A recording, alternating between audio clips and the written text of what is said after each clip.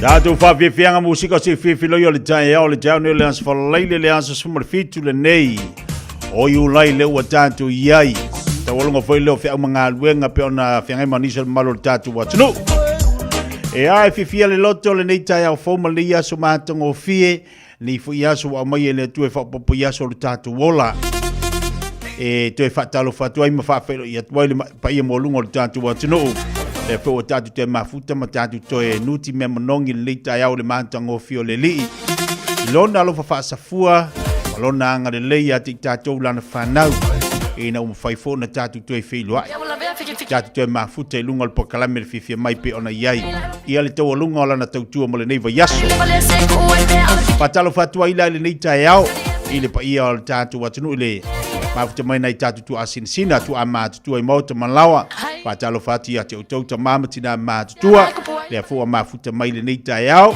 ia mo le tonungo lo manuia o to le lo fa le li fa fitai le tua taile tu yo to faiva fa taile tu ya te utouta mama tina ele sidia le taina lo tapua o to pa tapo inga ia ma o tu talo ia ia lo manuia i lava nga ruenga lo Fiafia Mai ma malo tatu wa tunu a misi foi nai fa na ia la tu a onga ma la tu wanga pe ona ye la tu vai so mulmuli le nei pa talo fatua ila le pokalami ya te utole nei ta yao se mai le fa felu ia fa felu ai e sunga fa Fiafia Mai mo la tu faltua Fiafia Mai patele te mai te sa e la tu leo vala wina nga ruenga le li tono so se tovine pa talo fatu tatu pokalami nei ta yao ma lo si fo la lei e al fatalo fallo lo tatu watinu le ua ma ua tatu pokalame so se vaenga so se falfinga luenga e mai se runga le tele tono lo moto mo lawa wa al fai mai le tai le lofa male anga le yo tatu mo te si le lang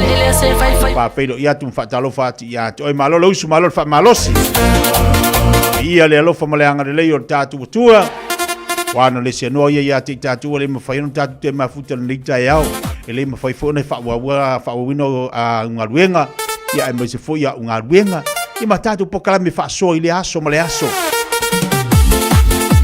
le tatu te fa tai ia ile lofa male anga le lei o le tama o le langi i lona fa maoni ya te tatu lana pule fa se fua tatu te ia inga luenga pisi atu le mea ai le mafai lava na ve se awanga le lei o tatu tua ia titato levi ia le tua e tari tonu pokalame Fiafia Mai le wa ia fai mo le lita yao olo e mo se ainga Fiafia olo e mo se loto Fiafia ia wa taula fo ilo va ai le li wa fainga tama fi tau le olanga mo le savalinga le se me tatu te atu atu vale ai pe pole o tatu loto yo a fatia lo fola nga fangu Yesu a fatia o i matangi lang o yo le tau tai o matangi mafa wala matangi o a me tupu o a fa so songa o a fa fita u le mafai o na tatu fai fa fangu Yesu ngai tono lo va tapa ia Yesu o ia so sani mai ya ala mai fo dita ya o e falongo ina wa ti ngasi mo lutino au te popole pe falongo atu fa pe o e se fala ka falongo fa fangu leli do fangu Yesu na tono lo va lei vai temi lo tatu fo la wai o yo no so sani ya ya ma fo ka ko uma tatu te malwa ya au leli tatu te mapu ya au lo tatu tu e manu ye ma uma tatu te faya papa lo atu fiterenga se manu mal pokala mele manu le tai au pe on am tadi ere tau tu mal de yaso luas fantasi minuto te ale tu la folo la tatu se fal tatu fa malstino ka ko e faya ma kau ngapa faya ma tatu kau ngapa ile soifua maloloina i lo soifua maloloina ia malo fo iola maloloina tau na yai tau ana fai singa fa malskingo fu dia bai ka ko ia e saulo le malulu pe fa longa ku kingo wa e se ale fa longa kingo a fa longa ku kingo piwa ka sau le vai sau le lava sau le fa pa ye tu lo fa fonga le tunu ai e tiro o le loto o le loko ai fa ia o puangi ka fa longa lava i kai ka fa longa ku ko inga mai ese agora maka ko anga e fai me ngama se o le loko ai fa ia eu fui lá luta toma le tunu so dei ke mi ka kama alilia mako yo kama lili ia o le loto e fai aka ko anga a tango le tu le pulu ia ma fa tu ia le malulu ai le se ngaruenga e uma ele aso a nga le palang keke e uanga le ai aso a ko le mali ale manga ia la lunga yo fo ile te usu de tai fa sina fa amresti pa nga yo lo tino fa vivela lo tino pe ko fa vivela lo koko fo ile pe o pu fa ia a la ko emisa lo fa mai oiwa yang kakang ibu vivela lo koko ya e usu la kai fa vivela lo koko va pela kai malulu winga lo koko lo mali e kula mai fa vivela lo koko ngi kai ya wai se fitawi la mengi o fa fingi se fusula ka fa longa kunga ke o sabe an ka kanga o vela koko vela wa ke su e mai ulang alu vela o koko ya kula mai fa fanga me do koko ya la valta tu fa marstino tama china vai o le telo tatu fa marstino ya na fanga sengese o nei tatu tamam china matutua e mata mai lava matau mafai e whalolo mai la tau au o la tau lima e tau mafai atu fo ila tatu pokalame ia e whaangisengese atu niso taimi e foi taimi e tau vave mai eisi tau sau kausui mo renga ior ko inga malo matua ia mea foi lale a vatasi marisunga alfai au ia pa niso taimi ia e vave mai ngai ai whaangisengese langa e iei tatu tama ne tatu tina e mafuta mai ia makama fai e whalolo mai ia me pita sina tau mo tatou ta mam tina o le ngai yoyo lo tino au ki songa fusia fua pa me si lunga lo tau au si lunga le tau au whalolo luma fa whalolo io e tau ale mingoi ia ai la tatou ia mangaya ia la mata la safa ia fatu faso solo alea tolo lunga ya la malaya alu lunga lima ngavale tamutau ya angavale tamatau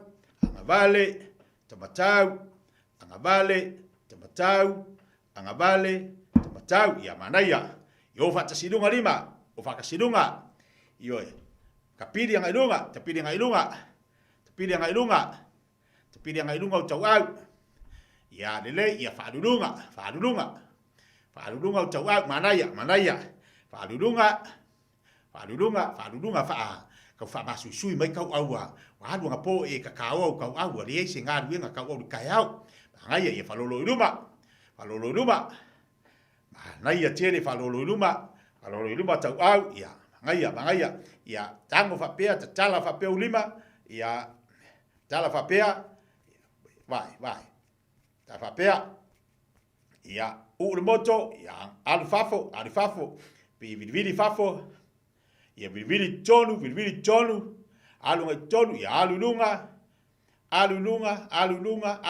ia mana ia tuilalo, ia tuitapiri, tasi, lua, tolu, pa, lima, ia alulunga, tasi, lua, tolu, pa, lima, ia faloloi luma, tasi, vai mai, ngaia, vai, ia, luma, ia, ngaia, seki, vai, ia ulu moto, milibilo tua, alifafo, ia alitonu, ia lunga, ia falunga tua, matana, tingata ua, ia,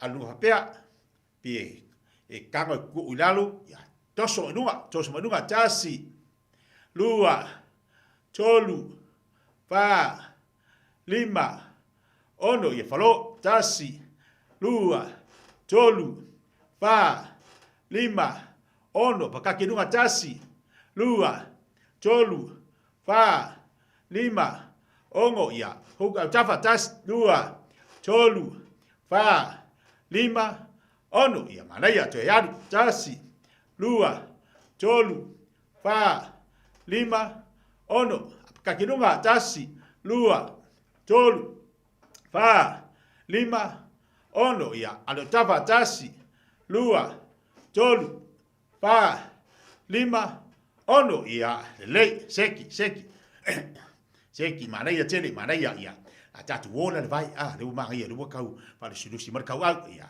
tatu wola vai, akakoalu le vai, ia falofa pelo vai, ia alfa pelo lima tamutau, ilima ngavali, ia alu vai tamutau, ia, tasi, lua, tolu, fa, lima, ono, fitu, valu, ia, mangaya, malolo, fa aile le songo fo la o sa fa ile i falo famastino, tolu atu, tasi, lua, tolu, fa, lima, ono, fitu, valu, iva, sfun, ia, mangaya, ia, tangolulu, ale mawhaina tatou matua au ale fosia, ia, paua mea nai, singa mingoi ale vai, ia, sawi, tasi, lua, tolu, fa, lima, ono, fitu, valu, iva, sfunu, ia, patalo fatu lusi alino, lo fatu ioi, kamboringo i, sawa ngoa, leima senegi o iai, awa le, vang whengaruega, ia, sawi, tasi, lua, tolu, fa, lima, ono, fitu, valu, iva, sfunu, ia, mangaya, alunga vai, ia, milo manava, tasi, lua, tolu, fa, lima, ono, fitu, valu, iva, sfunu, ia, koma, ia, sawi, tasi, lua, tolu, fa, lima, ono, fitu, valu, iva, sfunu, manaya, ia, lela faso solo la kako kudunga, ia, lela tudunga, ia, sa fai peta tu batua, lela, ia, solo atu tudunga, ia, sawi, ia,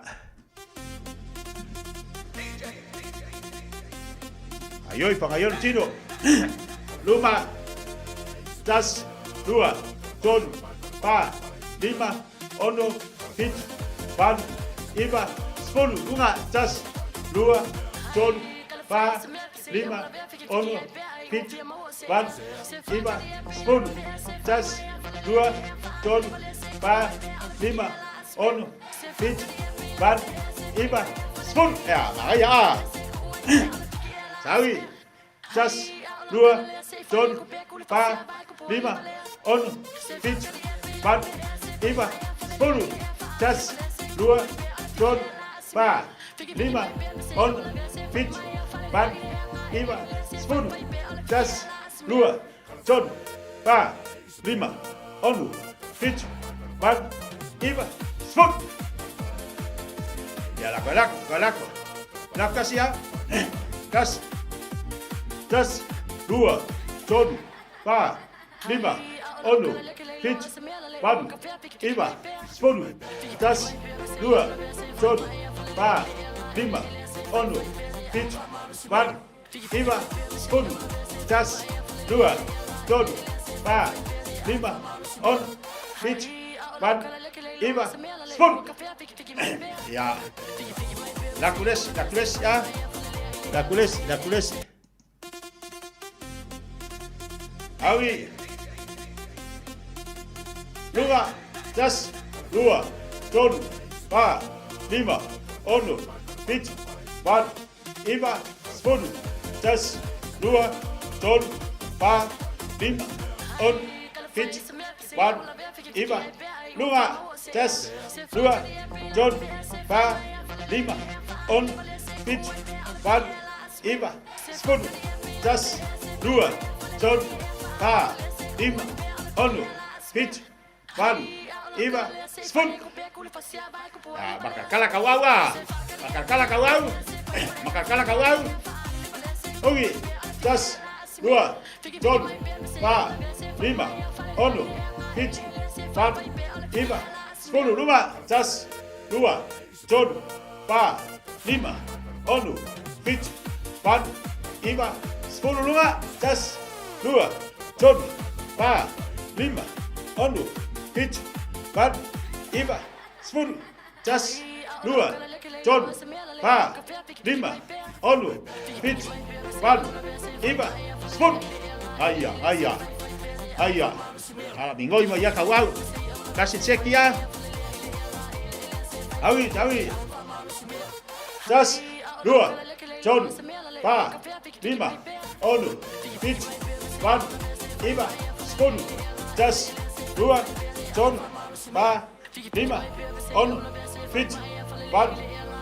Lima, 10, 2, 1, 4, 5, 6, 7, 8, 9, 10, 10, 2, 1, 4, 5, 6, 7, 8, 9, 10. Iya. Ngaya. Lakulis. Ya.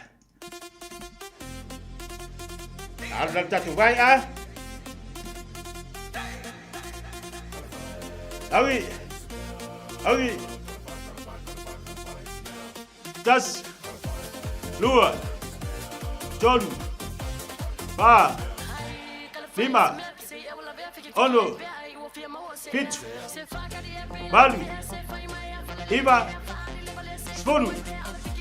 10, 2, 1, 4, 5, 6, 7, 8, 9, 10. 10, 2, 1, 4, 5, 6, 7, 8, 9, 10. Bilo, 10, 2, 1, 4, 5, 6, 7, 8, 9, 10. Ayah. Atek cak yai. Kak yai. 10, 2, 1, 4, 5, 6, 7, 8, 9, 10. 10, 2, 1, 4, 5, 6, 7, 8, 9, 10. Iya. Baik ya. Baik. 10, 2, 1, 4, 5, 6, 7, 8, 9, 10. Luka. 10, 2, 1, 4, 5, 6, 7, 8, 9, 10. 10, 2, 1, 4, 5, 6, 7, 8, 9, 10. Ayah.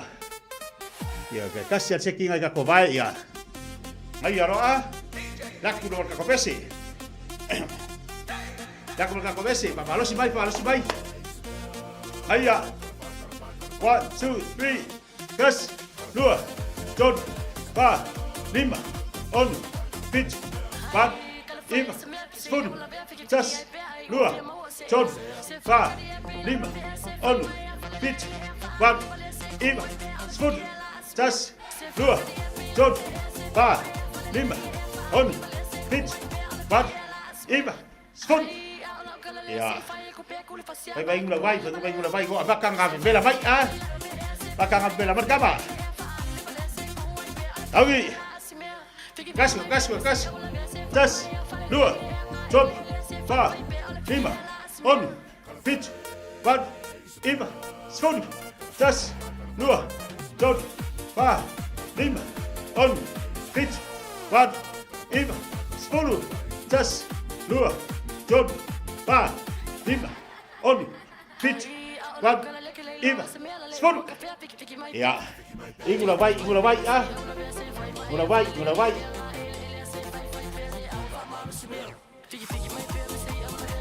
Malolo du malawai.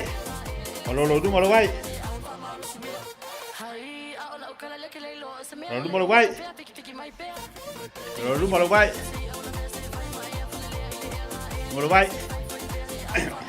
Ya. Tak kalau ka kopesi. Alu ka kopesi ah.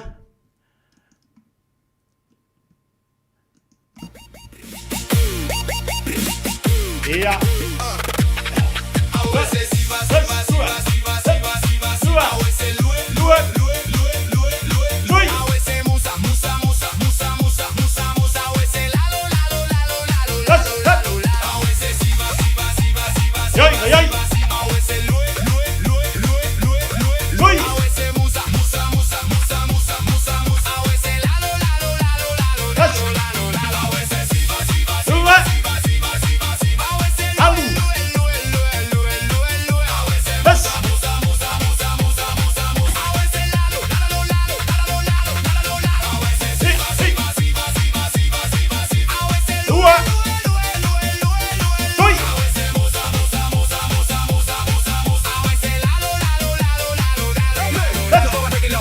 Take it with the floor meets the motion.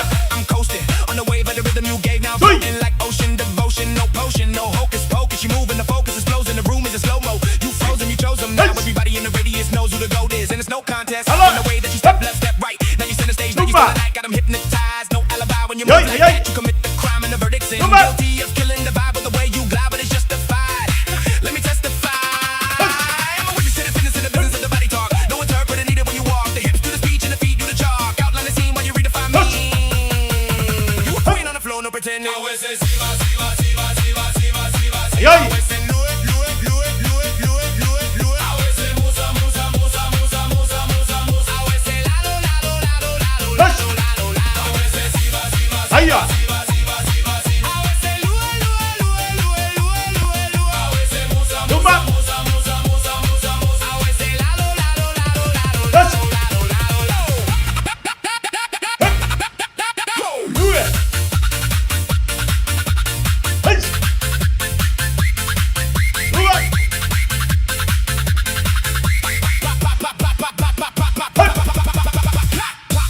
Drop it now. Spit it when they got the crown. Hiya. Person in the venue, put the phone up when you touch down. They don't wanna miss a frame, miss a flick, miss a clip. You the moment, you the pick, you the jip that keep on giving.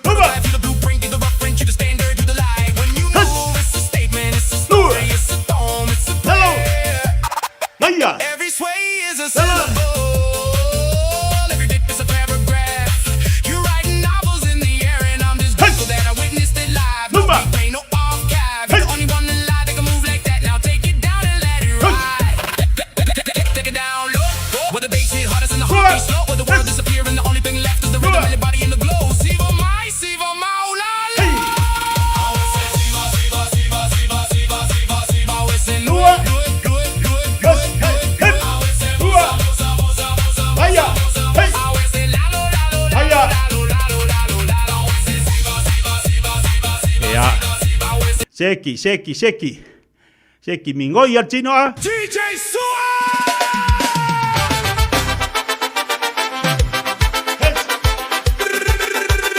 Aya.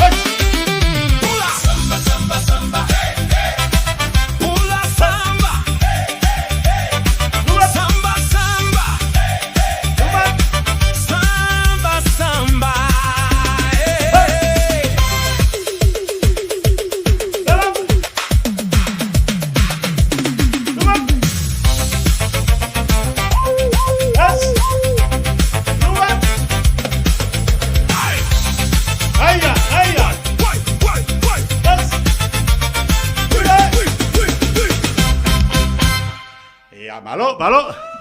Ia, el mangai. Ai ngai yoi ia pe ke sela ala ke ngai yoi. Ia ka ua ole ngai yoi.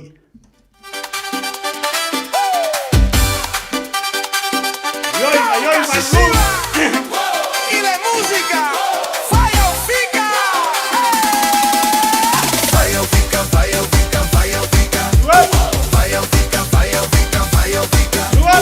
Y de música.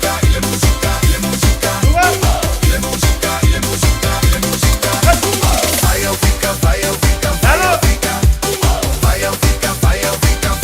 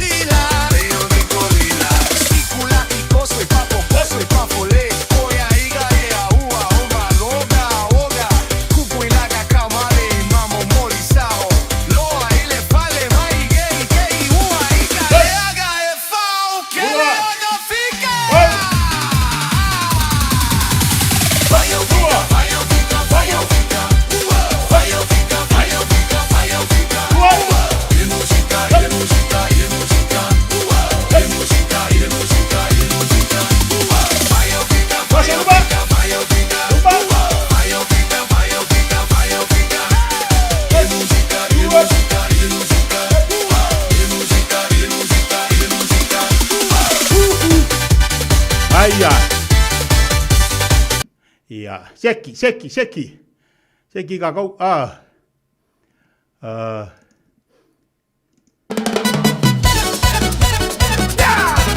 Lasida. Fiafia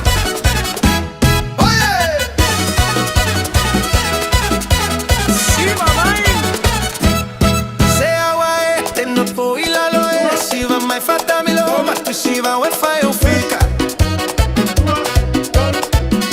Ole pole wa manaya, tu e piala tu I fai se kila kofika. Oya mawe uma le boca si siva.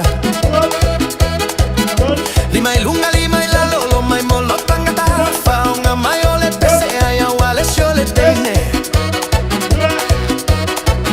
Si balava oi la panga lo tua tele le mata fali mai la yo tanga pea o ele facia. O soy luma, o soy tu, tu eu soy luma. Oye, se eu sou mai lunga, ma fata mi lo fai mai o tanga lue mai lo utino. Se eu sou mai lunga, ma fata mi lo fai mai o tanga lue mai lo utino. Fai o tanga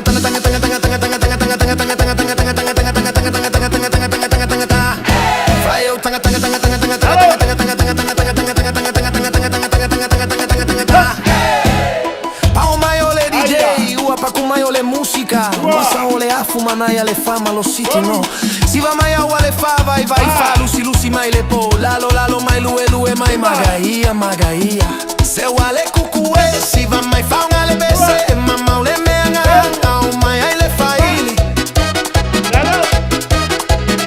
Ale olengo foma age wa e fali alo ai le fale le lava le si va so ai male via ai o soy luma o soy tu eu soy luma, oye.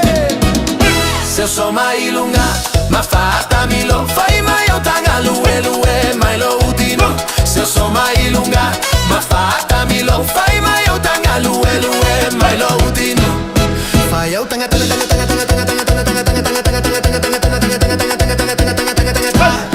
fai o tanga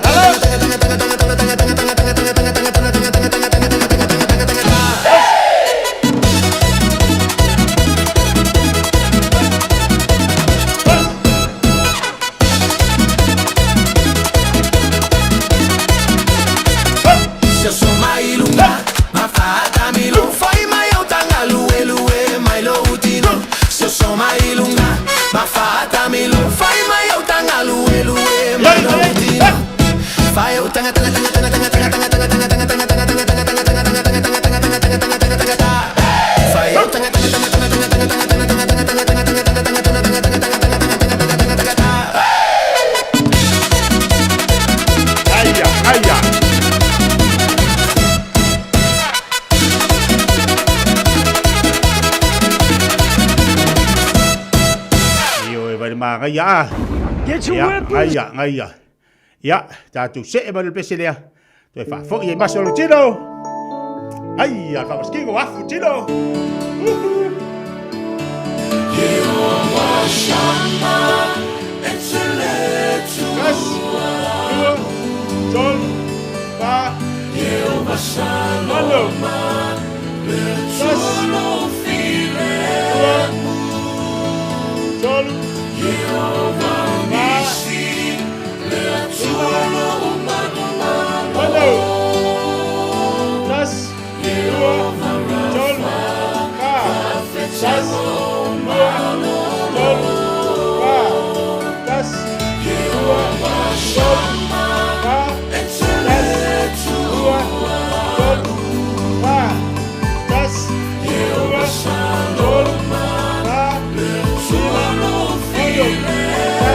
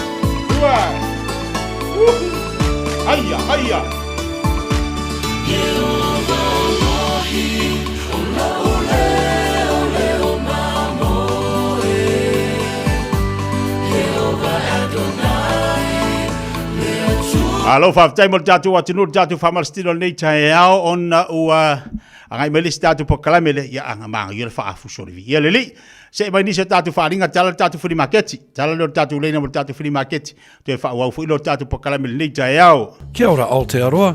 Good news. The starting age for the National Bowel Screening Program has dropped from 60 to 58 years old. You don't need to do anything. When you turn 58 or 59, you'll be sent a free bowel screening kit. Happy birthday. Even better, you'll get a free kit every 2 years until you turn 75. Bowel screening can find cancer early when it can often be successfully treated. It's free, quick and easy. Bowel screening saves lives. When you get your kit, just do Fiafia it. Mai sau ta vale po sau piki apu. Ai tong i ta ivayaso, lua vayaso, pe ta imasina. O le sleek cars o le a maua ai le fsoswani. Ua ta pena le au whainga luenga a le sleek cars mo oi malo a inga. Au ai te popole i se mea i tasi. Te tala fitu aso, mai le sfulu i le tai au, angai le afo le ono le afiafi. Tele la lai au kilani i saute, mili mai loa i le o lua tasi fa, fitu lua selau. Po le o lua o, fa lima, tasi lima tasi. Wala ta maile tu wanga al whanau ia iulai. Au maita mata leo fōfongia o tapinanga. Ale Auckland Zoo. Mo le toi fo i mai le Dinosaur Nights and Lights. O se boy tumu i fiafianga. Mata i dinosaurs ese mai aso la. Le te lea la tu tino. Tau mawhai mea ai matangu fie. Savavali i le Dinosaur Discovery Trek. O se po mo le ainga atoa. Te tala mai las farai le tolo iulai. Angai le aso sfulu vali. Mai le afo le lima le afiafi. Angai le afo le valu le po. Tanga iane i le aucklandzoo.co.nz. Ua taunu umailo reta i le fali. I le te au le tasi i le vaveau. No leka, o fia sa e iai. O le wakare kasi le vaveau whakoa e kaungu umai le fale. Inga e whai mei nge kaungu umai le ongo, o fia sa e iai. Sa uia le whare mai ma lo uso. E ke lo fo e cancer skenge ai lewa e mai fo i. Ngō vili whaakoru aku. Ai sanga le kari ai lau kelifongi. Si e kilo nge fo i mi skorunga e vili mai lea. Ia o lau o momoe mōli mangawa si au whangau. Ia o le fo e le ingi lancho kamaiki. Sole, o le kasi le lua le kolu lau pepelo. O koe o mi fo i au masingi wha mau kupe. Wha mole, ioe, wha maangalo mai au. Ua o mga mia safsasoangi. Ua mawai ni maasina, sa ili e Loretta sefsosoani i le mapu mai services. Ua amatau na whaasol manuia le ainga o Loretta. Ma lo lava Loretta, o waia le swinga le lei o si o tātou ainga. Whaaftai mo whaataunga, ma le tongina o a tātou pili. Wha vetai mo le fsasoani mai a mapu mai a, ma le alofa o le atua. Ua o maua le fsasoani e whafoa i lo whaafita auli, o le taalo i masini poka. Veili le mapu mai a, o valu salau lua tase lua. O valu salau lua tase lua. I love you, husband. Leo tala tātou leina tolu fitu tasilima tolu fitu tasilima tolu. Le tātou telefoni da opono atu mal tātou free marketi nei tai au. O ila to umalo tapena mai la tātou oloa. E na opono atu tātou leina tu atu tātou telefoni tolu fitu tasilima tolu.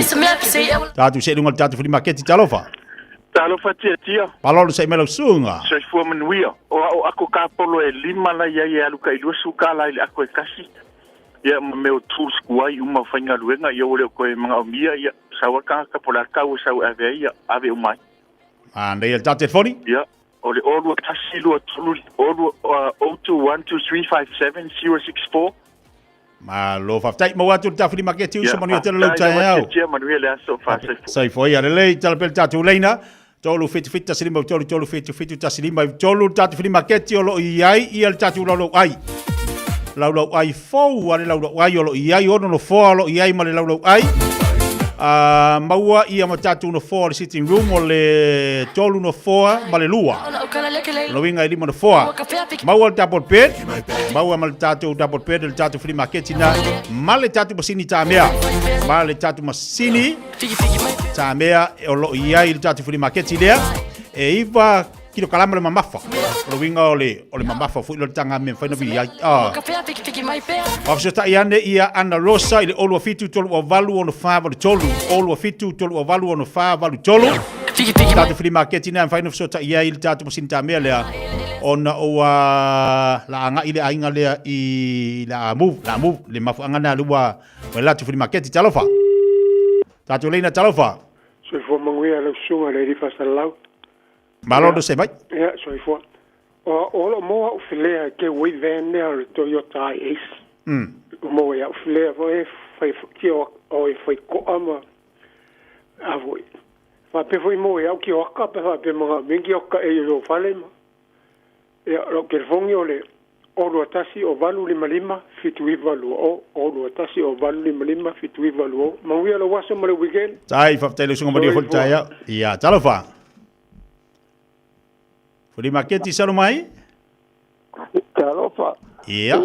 Lima keti lo yaile ile pusa isa tatia ti fiti ele tele paisira la tiki ala ola lele ai mal pusa isa tu quick freezer ia andai mo bao ele sa kabuka masa isia ia bana oi ia na paso kai bele ya o lua o fa tasi fa ivalu o lua o fa tasi fa ivalu o pia por telefone lo wa fine o le lua valu fa ono iva lima o valu iva lua valu fa ono iva lima o valu iva vili maya inu melanda tatal loi I tau o loa e whātau whai kok Samoa o tala laso tai au I e whātai lava. Tai maria tai au, whima keti sanu mai.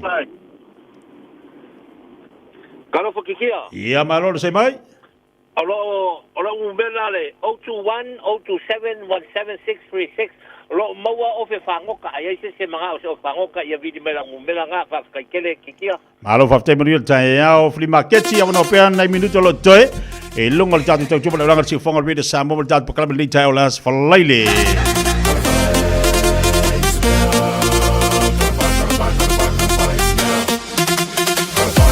Tau natu le tatu whiri maketi leo lo iai ia le tatu o lo iai ia le tatu no 4 sitting room o le tolu mo le lua. O lo iai tatu no 4 tolu mo le tatu no 4 lua. Ia, e vati ati o se tau ngofia ma se tau le lei. Mau mal tatu one double bed o lo iai se double bed ma naia o lo iai mal tatu pasini tame o lo iai ma le tatu lau aina o lau ai fou am le foa a fa pela e fa fonfonga mai te mana mia tatu o lo ia me fai ona e vala wane ia Ana Rosa ile olu fitu tolu o valu ono fa valu tolu olu fitu tolu o valu ono fa valu tolu lunga fani flima ke talofa ia sa no mai tina Ia fa mole o le la la move ese male fale. Ale e fie fa ilo a kume a fale. Amole mole po e fie manga ese sa wa fa se kunga e de kau. Ale ai fa so kai mal telefone le lua fiku lima. Lua fiku fa kasi fa lima ongo. Tu sa tasi telefoni tina fa mole? Ia, o le lua fiku fa kasi fa di maongo. Ia, mau le atu tina fa tai manuel fa ingol vaiaso. Ia, wale le fa tai. Ia, sei foi ia. Ua. Ia, le o le tatu free market ina le tai au le mafutu le tatu watunu. O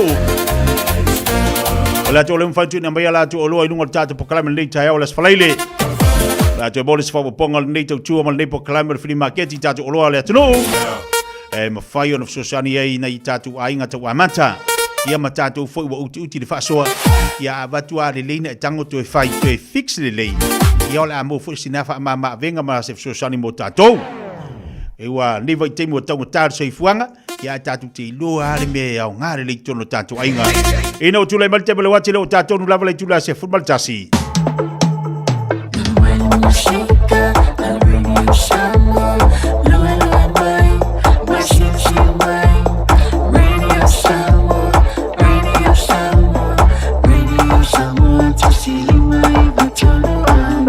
Samoa. All over Samoa. Wa Paule ne yo kasputi alu, awal sui alingila ura le kio. Eva mai ina se fulu lima iva kolu. Amo, Radio Samoa, Vevela A.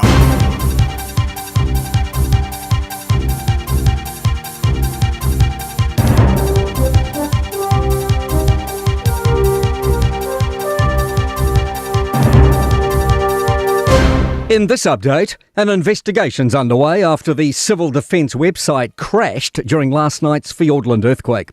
The National Emergency Management Agency says it will examine why the site failed after the magnitude 5.9 quake struck 40 kilometres north of Te Anau just after 9:15 p.m. Civil Defence Invercargill's Phil Mackay says it's a reminder that people can't solely rely on official warnings. There literally isn't enough time. You need to respond to the natural warning. So if you have a big earthquake, you need to respond to that yourself and take some personal responsibility. We will always endeavour to get messaging out as fast as we can. State Highway 94 between Te Anau and Milford remains closed to inbound traffic while damage is assessed. Lower power bills are on the way for commercial customers, but a longer waits in store for the average household. Meridian Energy says 2027 Ford wholesale prices have fallen more than 35% since April. Chief Executive Mike Rohn says it'll fall 15% over the same period for 2028 and 2029 as renewable energy is built. But Major Electricity Users Group Executive Director Karen Boyes says homes won't feel that immediately. I mean, we're in favourable conditions. We've got good full lakes. I think we've got a pipeline of projects, but it is going to take a while for it to roll through. Efforts to restore the Hauraki Gulf continue to be overwhelmed by the scale of decline. The 8th State of Our Gulf report suggests the marine park is under increasingly intense ecological pressure. It identifies overall worsening sedimentation, habitat loss and biodiversity decline despite mass community efforts. Hauraki Gulf Forum co-chair Warren Ma says government interventions needed to address resourcing issues. More than 116 million taxpayer dollars have been lost or are at risk from Callaghan Innovation Loans. The government's taking a harder line on the loans as it absorbs Callaghan into the soon-to-be-established Advanced Research Institute. That's news. In sport, the Black Caps are tracking towards victory and a series lead in the third of 5 one-day cricket internationals against the West Indies at Guyana. New Zealand rolled the hosts for 140 in 37.1 overs, with spin again coming to the fore. Jayden Lennox backed up his maiden 5-wicket haul in the second match with figures of 4 for 52 from 10 overs. A short time ago, the Black Caps were 54 for 2 in the 18th over, needing a further 87 runs from 32 overs to win the third one-day international. Liam Lawson has missed out on a car upgrade ahead of Formula One's Belgian Grand Prix on Monday. Racing Bulls have introduced a new cooling system but can only run it on one of their cars. They've opted to give the upgrade to teammate Arvid Lindblad, despite Lawson being 19 points ahead of him in the overall drivers' standings. That's sport. I'm Malcolm Jordan.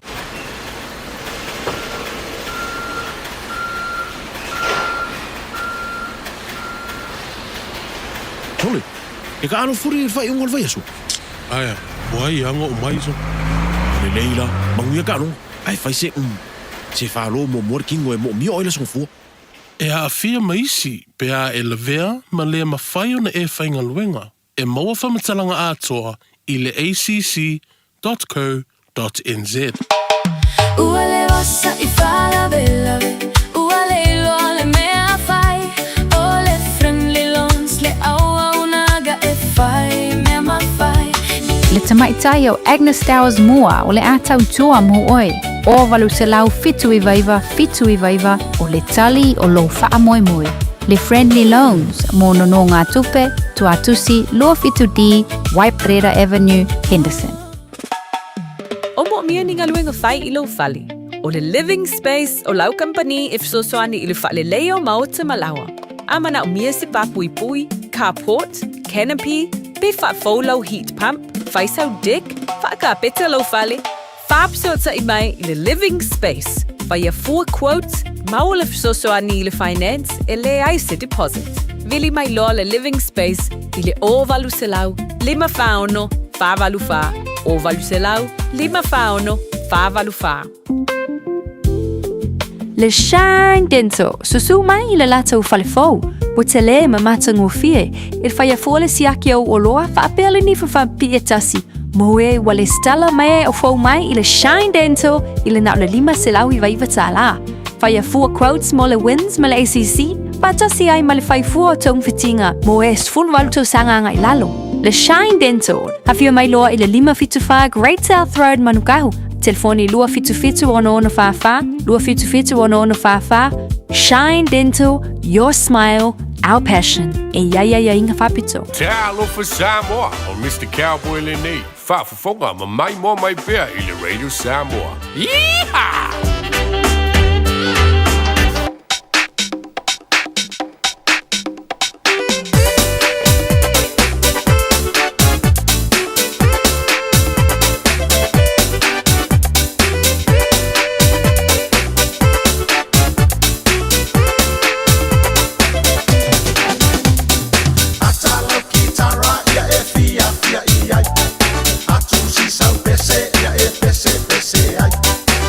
Fight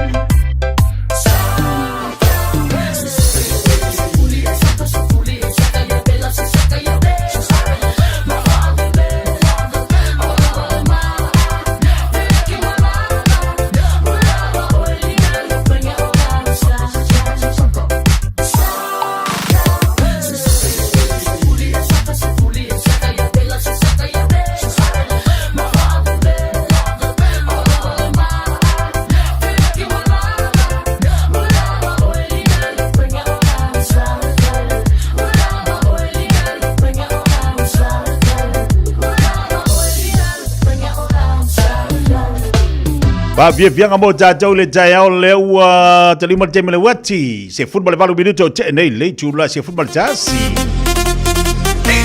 Ole tai au le aso for leile le tātou iai wa mai fu ngā luenga le mamalo le tātou wa te nuu. Ya le fu mai tau ina atu le to te lo i lantou. La fu amalo lo. Ese le manga ia. Baba ia tu winga le tau le nei aso. Ia si fa manu mai o le nei aso lo no winga tatou ia lo mafutu mai dunga le tele. Tau tona ma elu sango le mudo fa wa dunga le wala. Ai ba ai le lei a fa pe fu tatou o le e fa le tonu ia le va ai. Fa le tonu lau va ai fu ile dunga le wala. Tau na le fa de fa iso va inga. Tau ia le fa le va inga. La ngol tasi le va inga le pito silona la veita vale.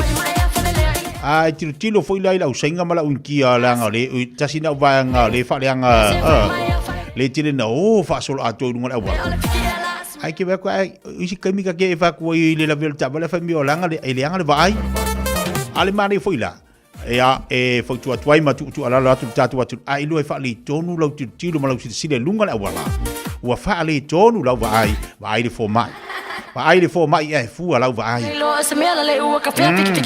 fa pia wa tau de mamau lau vai ia wa tau na sui lau tau maftanga ai po le mo fa le tonu lau vai po le telo me lo ma fau fau po le telo me fa la bela ai ngol lom tua ke ia fa kagale aga ai e que não foi bem mais fau e anga lo foi mal vai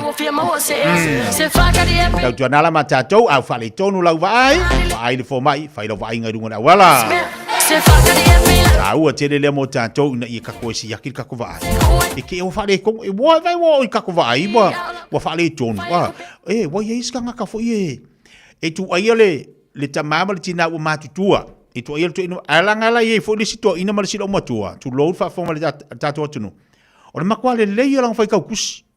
O le matua le leio le va ai le leile fa alongo e manino mea uma le leilo na mafau fau e se le mana ia. Alu winga la utala e iai la nisi o tatou tua asina sina tamamti na matua o le maanga ia o le leio la ko va ai. Ia o fai tau ino tuspa ia fai tau fua le se mata. A le telo tatou e li te minitu pulanga le fatu ata ilima se furu ono se furu. Oi ale se va inga wala o le fai kalu kuspa ia wa e o ale e o le po fo ile e titilo atu api e pula me va pengi maka pi kau pe wa kau maka sainga ioi wa kau fale como le vai o le ro problema fu anga ia o le kasia o le aia ngi me uma o le ai wai ma fu na tatu fa pe ma tele afianga o le ngai a me le ai o le kau sami o le kala le sia u ko inga nga u faifia o le mangava o le mangava e wa le fa pe aka ko inga fa kulo me ai tu lo fa fonga la tu nunga ku le ka ko faka o le ai o le mangava ka ko va ai le lima se fulu de wa ai o le lima se fulu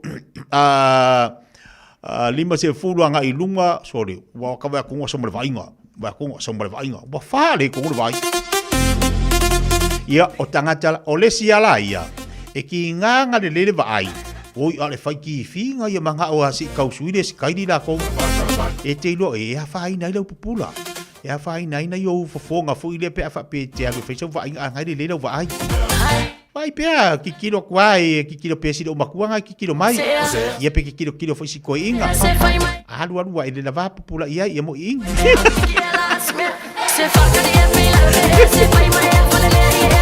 eu le singa me o le ka ko kilo ne vai temi e pe ke lo me fai ko va ko ke au fo vai wa o mar ke me fai Luas for tolu minito channel tu las matasi babalote di sola tolo mafuto mai nunga tatu Facebook nei vai ngol taya la si atu tatu fa malo ni so tatu pa anga lungo di YouTube lungo Facebook babalote ante Maya le malo si for laude le fa savalu Dr. Fasavalu fatalo fatu nei ya uli ni taya si o se ya lino sorry kamo lingo le fengol nga ile le manukau fengol nga le mo amatar fitu tole a kare fa oi o or kanga kai de malo ro kaka o le fiango fo sila kwa Ale mela mari na mafaso ma le sunga ya lino ni le tai ao. To telo tatou ia e anga ia tu o i le i nei marukau le mo. I ngai marukau. Ba ai vai le paka. Langa o tutonu ina i pa kanga na wi ai. Ua tela tua tilo le lei. O le ale umi paka le ta vali. O le ale umi paka le ta vali. Lono winga. Tela tu lai va ai. Na fua le o la wali to tonu e fai lau fa tau pe te aru po le ale me te aru to tonu le mo. Na e fua maila ia lea, ile umile pakailau tabali, leanga o leae e afoi, e foi martangata. Ia wahile le tike di lunga o le whamalama, o na whaitio la ia lea, ai leanga wa lewa na ia tu la fono ina i ka paka. O le mela e taunu tatu wo, ai le i pakaina lau tabali, tilo mamua, la le umi. Tore se fulu minute, 4 minute la iai, se fulu, ia, na e vavaila peki, sao i kongu peko, sao la tu i fafu, da e saurola ia lea. Ia ala e se whenau tawali. Ma le ia i o whautuanga lusi alino, fo i lea mo tātou Samoa, whafonga mai. Tilo, leanga o tasi nātu pe alu, ole tutongi ino lau sala. Talu ai, o le whaatamala o tātou. O le mea le tau tātou wawai ai, whautei lusi i alino, ia la fui ifsosani nei o tātou tangata ina i manukau. Ui anga le se kupe skama. Ioe, mal whenga luenga re me se karo ua. Ia la e o keiki. La e afo. Ile la vaista maulingo inga ila kwa mo le maru. La kwa mo semo. Ma le mau ar tiki. Wai ka vale pakai o oka. Karu si a e moangi. Tau tuana ma oe. Ia maso se vaenga o e malanga iai. So se vaenga tiari iai. Po fea tiari iai. Tilo mo mua. Po le umi e pakai lau tavali. E aua ni e aluatu wa ki nganga vavai atu e le umi se 4 minute e le alaike aru ngai aru. Ai saula wa ele tike lunga whamalama. Ia na e whai tio fui la ia le. Talu e le whatamala tātou. Nā se tu alalo le pokalame le Fiafia Mai. Ia umal nei aso e Fiafia. 25 minuto te ale tula sumaltasi whatalo vatu i a Bauliko. Ia se tu solo malolo se fo manuia le nei fo i a teiao. Leo ngā uputomuli le whatasi mai nei fiti. Tala le leia ta pai, fatalo fatu balor se fumanuia, fatalo fatu ia te utou. Fa ma seve fatalo fatu fa pena fa ia fe pulea i Elizabeth Firo, fatalo fatu fa tele mafta mai lunga tatu tua. Miu amo se fa felo ia tu tatu pokala lenga te fo leo iso ia stau alo fatu mo oi bala. Fa futo mai nai mangela Rachel, si fa fatalo fatu. Le ma futo mai na i point inland. Tio tala evangelia fatalo fatu nei vai ngala le taia. Ivana sui fatalo fatu malo si lau de lei. Pamalotu ya Apelin Masua o Amasua. Le fatasi mai na i Wellington. Si upapa savirimele fatalo fatu le fatasi mai na i Wiwi Manukau. E kwati tamati uso. Alo fatu mo oe. Na fu istasio ave pasi de malolo ai masi na i melepore o sitalia. Vai au fala au plala tau na inu. Apelino fatalo fatu sa o lei tau si le lu soi fo malolo ina. Ai le lu soi fo malolo ina. Kasiano sa le fatalo fatu. Malolo si fo la de lei fa fo wina tani yelu fa tele mafto mai Anita. Fatalo fatu Anita puna o fai e quasi. Malolo si fo la de lei fatalo fatu le mafto mai dai Otara. Luisio fatalo fatu.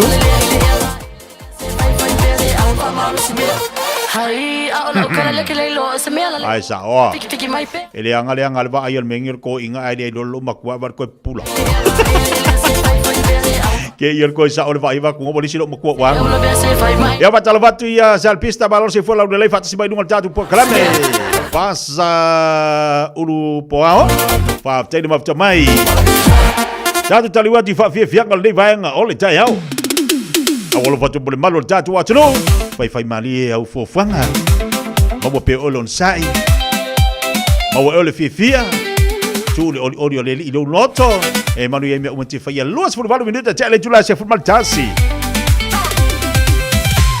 Ua koe lava o si o ue o le mea alofa ale papalagi.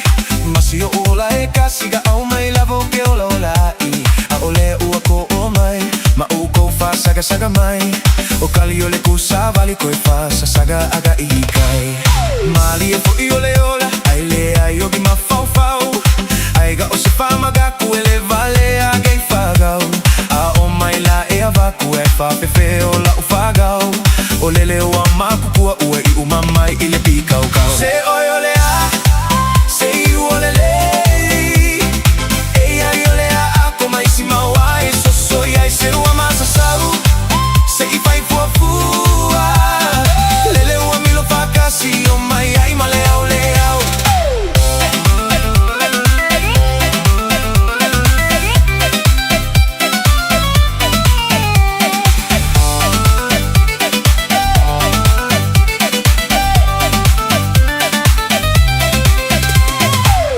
mai e mamalu o le koe ai galoka ulu siga siga a ola le fo iwa kavali sava vali mai ai vai ai fika ka ama ka oka ikasi a ola le fo igua ka oka ikai ka kalagoa o vala vala a ola le ua feko ai o faka faka koe pao mai male musika o iluga o le koe aiga ka ama ka o kolo kolo a ola le ua fala la o le lima malaga si va fa agau gau ai makua pai e fai o feau ele iloa ele koe aiga koe lava o ia male tuga mau se oi ole a se iu ole lei e ai ole a aku mai si maua e so so ia se ua masa sau se i fai fua fua lele ua milo fa kasi o mai ai male au leo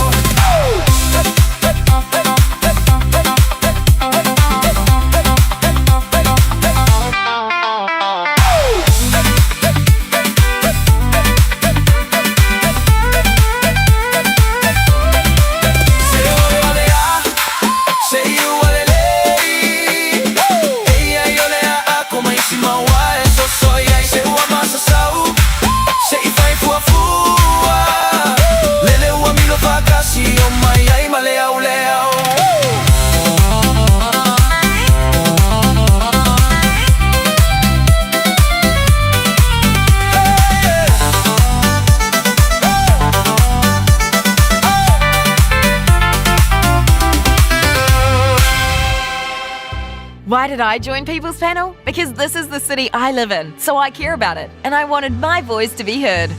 Search and join the online People's Panel. Complete surveys, win prizes. Pāmaki Turiki, all together Auckland. Talofa Samoa. O le whapito o le Best Bargains New Zealand Winter Mega Sale ua amata i le taimi nei. O fi whātau sau telefoni fo. O lo maua le iPhone ma le Samsung lata mai. Awata mai le na o le lua 5 tālai vai aso. Ai ala se tino for lazy boy. I le na o le lua 4 tālai vai aso. Ma wae. Wa siria ma le lua 5 tausanga le tautua a le Best Bargains. Te tala fitu aso. Vili mai loa i le o valu selau lua iwa toluiva. O valu selau lua iwa toluiva. Peta mai ana i le Facebook page a le Best Bargains. E ia inga whapito. Wala ta maile tu uanga le whanau ia iulai. Au maita mata i leo fuafongia o tapinanga. A le Auckland Zoo. Mo le toi fo i mai le Dinosaur Nights and Lights. O se poe tumu i fiafianga. Mata i dinosaurs ese mai aso la. Le tete lea la tau tino. Tau mawhai mea ai matango fie. Sava vali i le Dinosaur Discovery Trip. O se poa mo le ainga atoa.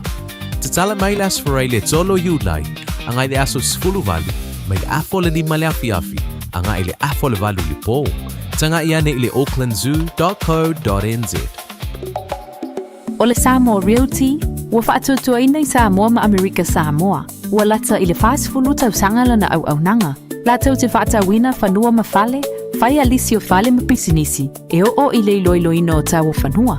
O le Samoa Realty, ua lava le tumai e fisosoani atuai mo oe. A e fia tali tonu, whafsauta i telefoni o ono walu 5 lua wha walu wha lua. O ono walu 5 lua wha walu wha lua.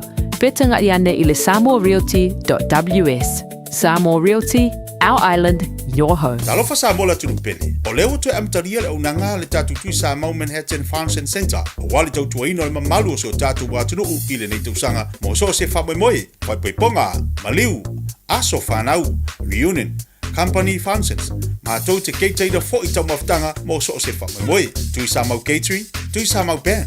Olo ye fo ye Tui Samoa Bakery and Island Food Limited i le tasi valwan o Great North Road i Avondale. Ngā se sei whalawa, panivide, ma le telo tau mafa ese a wale fonga tau mafa. Mo niso whamtalanga, wala wane loa i a lease and maki te o i le olo tasi, oiwa tasi, o fitu o valu. Olo tasi, oiwa tasi, o fitu o valu. Radio Samoa. Taslima Ivatolu. Amo.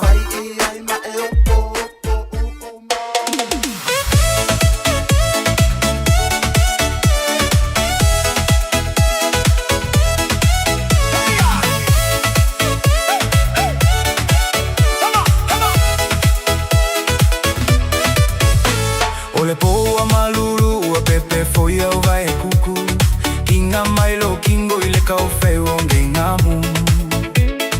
Wamaso alo aula muile kaula munga wa upulu Ua kange lava le se fulu ele ko e vili mai la waidu Le ala ue vili mai o ke alu aku se sai se tungenga lo ngā vaku Ua fia foi o makua ua fia va ai mai foi au Kaungulo ale malanga makaloa male kalangwanga Ua umaunga ai o le pua a oia ue na o le ansa Oia ue ko iga pe ya o se ua o fika Ele silo lau kama e feisi le leo ulima Le aya so ufia ki lau kalangofia kama le anga Koe inga ele mali e le anga wanga waku o lau pua Le malolo lau please call me I follow my kua lau I see Se avaku se fakala se ivili ai o lo mami A oi anga ai e iloa ai au me o fai Po au e sau fai karda e se le kanga ka ke kalango ai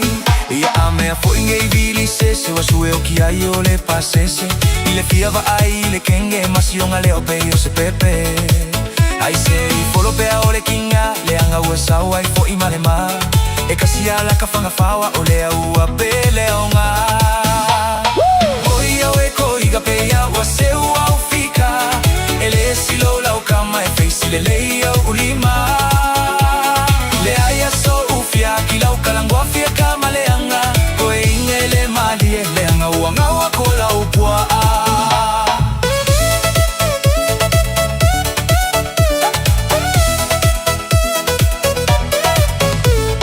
Le ala lau o masai o ke ngofa mawha kalikali Pea o ke aloku wha alua pe koe sui mai ai sanga kali Ai a whai lava laile ai o le ale kali aloa o ingi vai Se soari a koe inga o le pe ala e ke lua wheko ai Le ala lau o masai o ke ngofa mawha kalikali Pea o ke aloku wha alua pe koe sui mai ai sanga kali Ai a whai lava laile ai o le ale kali aloa o ingi vai Se sori a koe inga o le pe ala e ke lua wheko ai Oia o e ko iga pe awa se ua o fika E le silo lau kama e feisi le leo ulima Le aia so ufia pi lau kalangwa fia kama le anga Koe inga e le mali e le anga ua ngawa ku o lau pua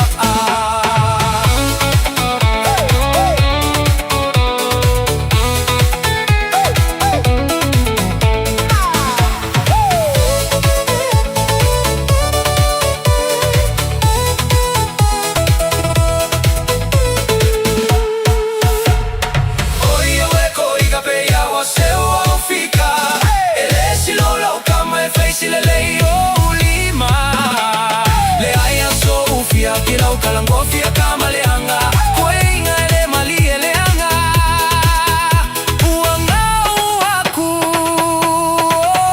lau pua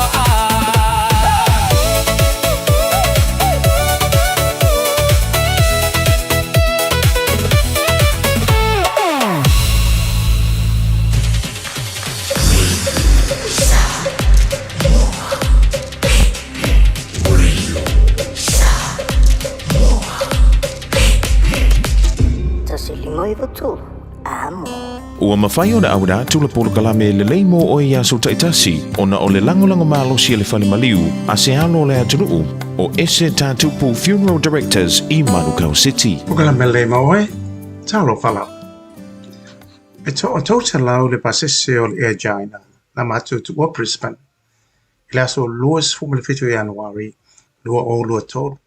I le tasi le au li whamua moe tau nuu i au kilani. I le fitu I le afiafi. Uma le lua I tūla. O le mātou whainga malanga I lunga le vaina mini mo. Wa mātou ona tūtu I lalo I ala vaa. Wa la talasa I au kilani. Wa mātou vai atu. E pei halu solo muli le malele.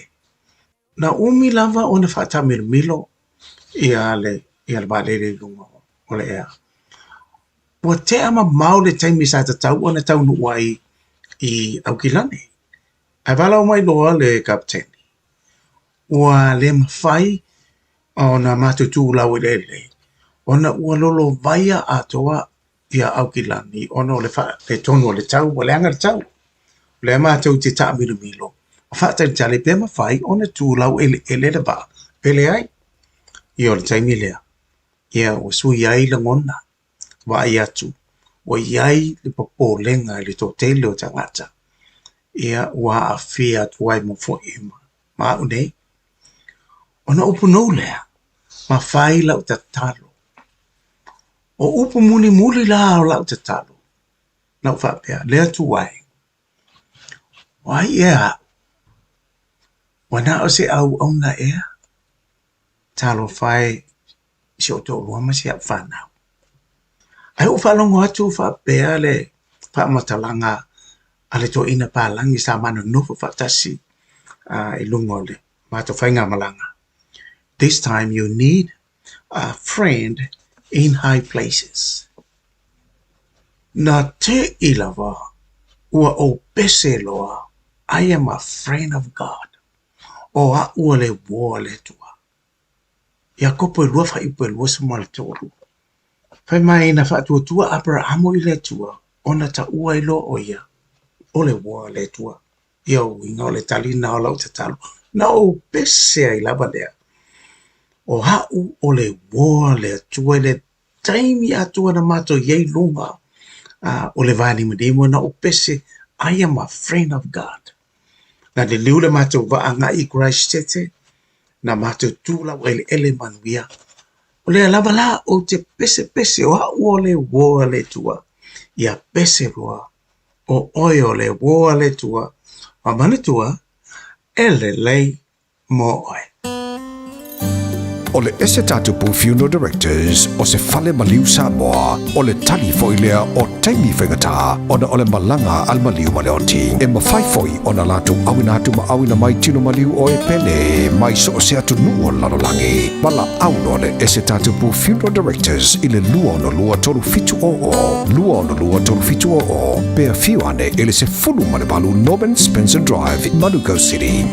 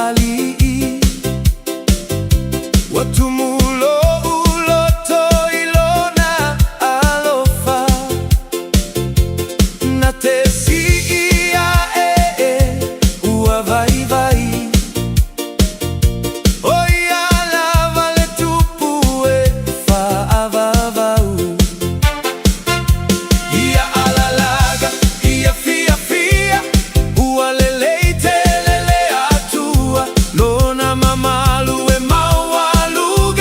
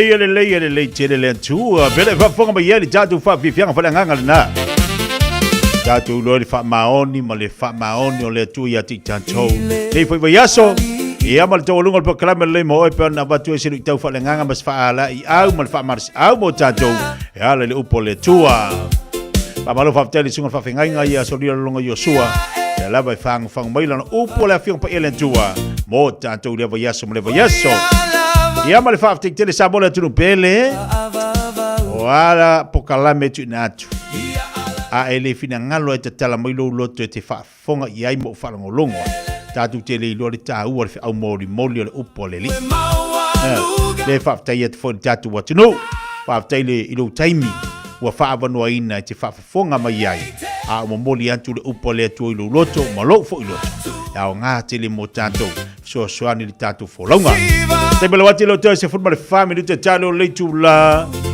se football lua Hello te mount out of sota fo ile ila urang mal tu ale sunga di pula le tatu fatavalo le meka casa le sunga tuxia awa fo la tu udanga mo tatu wa ilo ni so vai ngol la tu mo tatu fa ngol vayaso e ai sei se o so ai ngai fa personal leo pe fa pe fo fa mata e ave le tale I ma le tale masani e tau fia I la tau ma le fai o la tau me masani ai e tau na la tau e fai su enga o le tale a nga I le coughtest.co.nz Paile su enga o le tale ma fai lo il fo mai coughtest.co.nz e le ai se tatongi Fala au talavai e iai tūlanga la matia ma tūlanga le lei o fala au GlaxoSmithKline New Zealand Limited Auckland O mo mia ni ngaluenga fai ilo fali.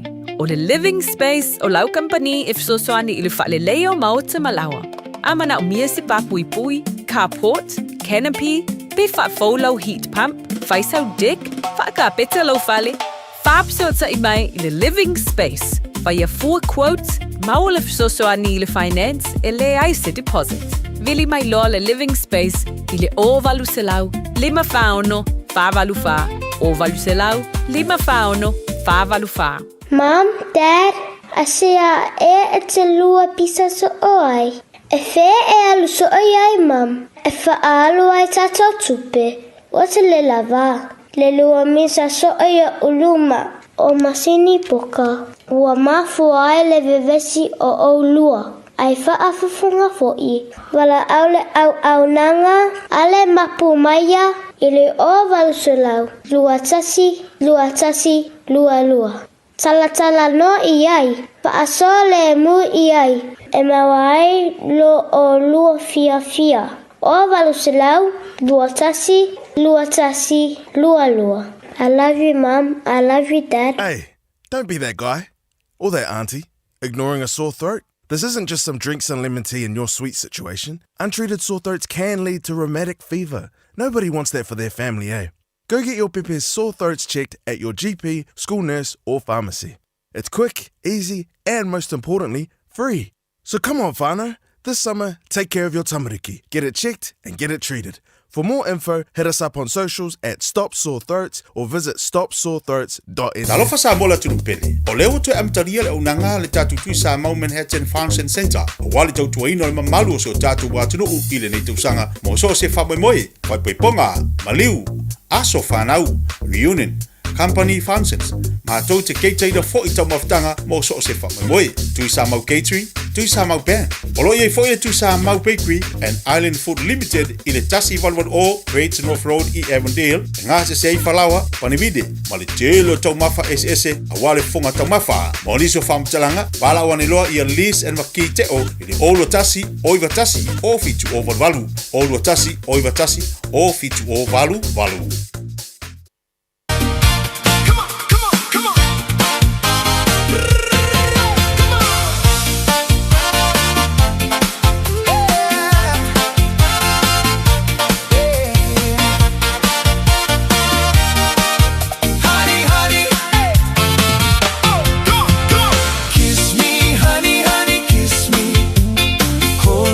Honey, hold me.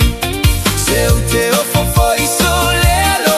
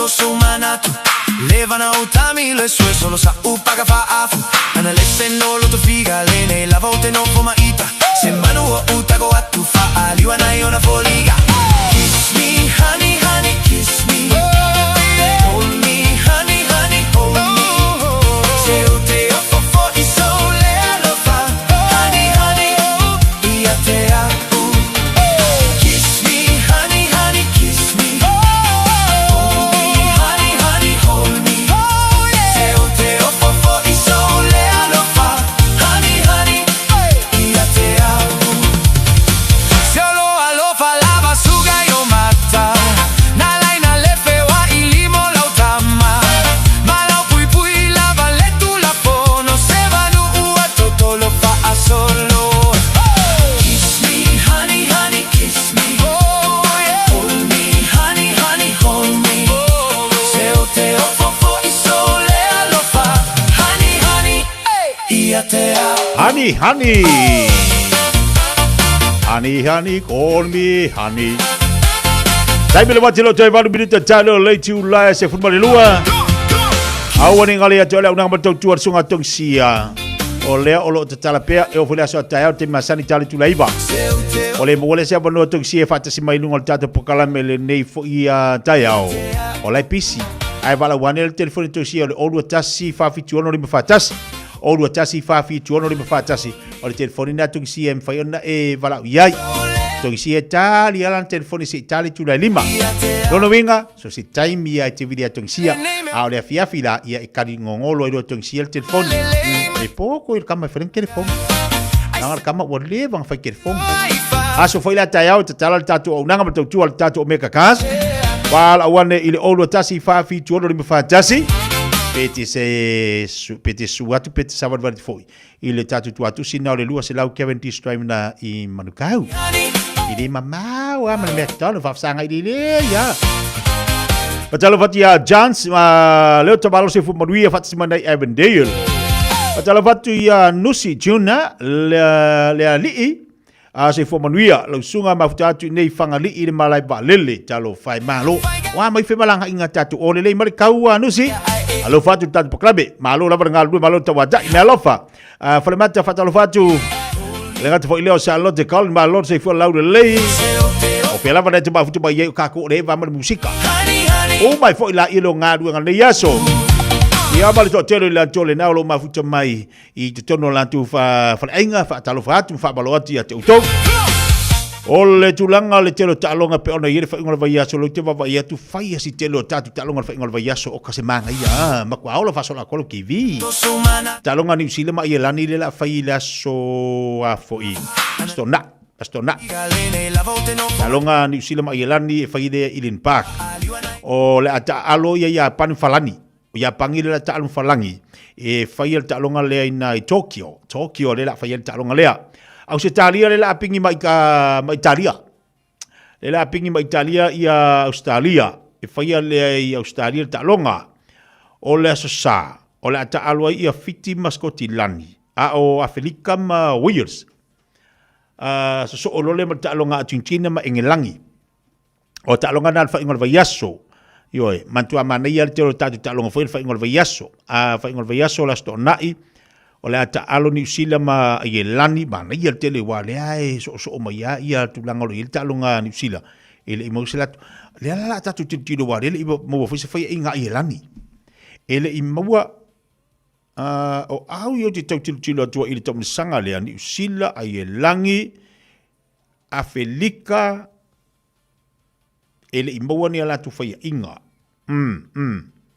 O le tulanga na pe ona ia talonga ia lu ta pena mai talonga la na dua le la ia fa ngol vayaso le la pingi Afrika ma Wales o le manga ia o le Afrika o le la pingi Australia ma Italia bo fa inga au se karia fa inga ia falangi ko fa inga ia langi ia pangi sole o mata mo I au dia pangi e pupu a sawa tori o le mea ngalo ke kilo ile aula yapangi o le sawa la o yapangi Ia, o tatu talonga na le la alo ti tatu fa ngol vayaso. Fa ngol vayaso le la alo ti ai. Si o koe me ima ia i le pito lea. Leo maua. O lea sa, la tatu ta alo ile manu Samoa ma Romania. Romania le la ta alo le afa le lua le vavea o la sa. Afa le lua le vavea o la sa. Le la ta alo i Samoa ma Romania. O Uruguay o le ta alo ma Hong Kong. A o Chile o le ta alo ma Georgia le tatu fa ia ina ai. Ai o le ta'alonga lea tātou ma Romania. E kau make fulo ma fau pe malo pe le. Ioi. E tau mate fulo ma fau pe malo pe le ai. Le ta'alonga lea. Ai tau sia ia. Talo sia ia. Le tātou ta'alonga lea. Ia tātou malo mai ai. Leanga o lenga kako whaia inga leanga ia Georgia. Georgia lenga tātou whaia inga leanga ia. Le tau nisanga lea. O le mana o mia se. E mana o mia le wha le leia. Mana o mia ia le tūlanga i te tau o na tātou se e mai ele manu Samoa i se au le lei. O la ele lei tamata alo ia. Ia alo inga nala utala langa a tātou ma lololo ia Romania. Lono inga. Po te le la whaina la i e tātou au. Te le la whaina la i e tātou au. Ia ai tātou se ia. Tā penanga le sukal whaia o ngai mai se ia le pulenga fata si mo tatu tamta alo le ta penatu talo ane mo na yalo mo fana o tatu atunu o le ua ta penatu le tatu au tatu mo Samoa fata si mo tatu o peleki ia bale tele au al tatu atunu ai mesi Australia la foto tele ia tama fana o tatu atunu le ta alo ai io e man tu ane alo mo fana o Samoa lo ta alo i so se au a fa pe o tau se vai wa leva nga kau e ke le io o ai ka lo fa pe o sa a fa pia le ta e alu manta i se talonga ai maua sau sering nga o ka longa le kuku malo ai nga lua a ver farmai ai le maua se kupe nga mawai on sa o sai ai kai minga lo ka malo vale a va koi fon kai minga ya waka e le maka no se lengi to tolu mi de tali jula si malua to see my beata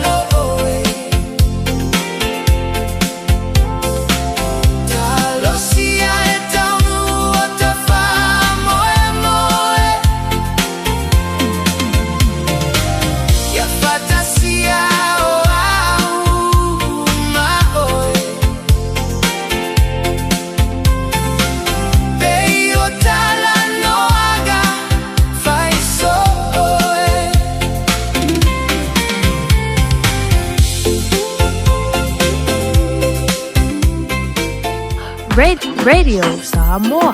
Taslima ivatol amo. Usimaya lau whaafofonga o le whaapoponga fo ele nei o talafau mai Samoa. Awina sa mai mo oe e lau leiti o whalongolongo le Radio Samoa. Taslima ivatolu amo. Whaiunga o le vai aso o tātou mafuta, te walunga o le ngā ruenga o tala mai Samoa. Wa mai ona tu ina tu du mo le whaamsinonga fola sanga wha le tū la fono. Mai le lo ia le tua leo lo talo sangai. Ina ia wha o ngā le wha amtalanga tusia. O le mōri maua papali i sia fi kea ua maliu. I le sue eina o maua leo e langolango ai mōri anga se furuiwa. O lo mōri ai le tamaitai o Lise Marie Schmidt. Ona o le tusi sa ia ave i le ao le maloma le komisina o leo o mae alo na teimi ngalue. Le ana wha ailo ai ni tua inga o a fianga o le sa avea mapale mia. Le fio ngā fia me Naomi Mataafa, i le maliu o le tamaitai o Caroline Sina Vaiana Garpet. O le stofi o le vai o senei na whai ai fola sanga le lo ia leo, wha pēr le lo ia mai whafo o lo tūlai mō le ua mō lia. Ma ua wha tūlanga ai le aso ngā fua luas fulfitu o iulai, E au mai eise wha ai unga o lea tālo sanga leo leo. Ma o le ailo ai pe talia pe le talia. O lo molia lise le morianga o le whaia o whaamtalanga se se. O le tau wha leanga ma le wha lave lave. I le whaia o le ami o tonu e mafua i le tusi na ia tā uai. Sa wha tonu o ia e le sa avea ma pāle mia. E na nā nisi o mau e feso ta i atu. I le ngai o inga na maliwai Caroline sina vaiana Carbet. O le mai au su e ngā leo leo i le moni ma le wha maoni o tua inga i le tusi na whaiai morianga. E se furu maleiva. Leo lo te e na uma e le ua moria. O aperira le tūsanga neina urua i wala uai le talo sanga leo leo. Ma tu uava no ai le wha amsinonga i le lo ia le ua moria e tali atu i le talo sanga. O novema o lo wha tūlanga e wala uai moni mau o le nei mata upu. E tolu telefoni o le itu ainga o le iPhone, ma le masini o fasota inga televavave wha ona po nei le iPad, a se ainga i vai usu na ngau ia se ngai o inga na tupu i le vaveao, a o tō whawha lea ainga.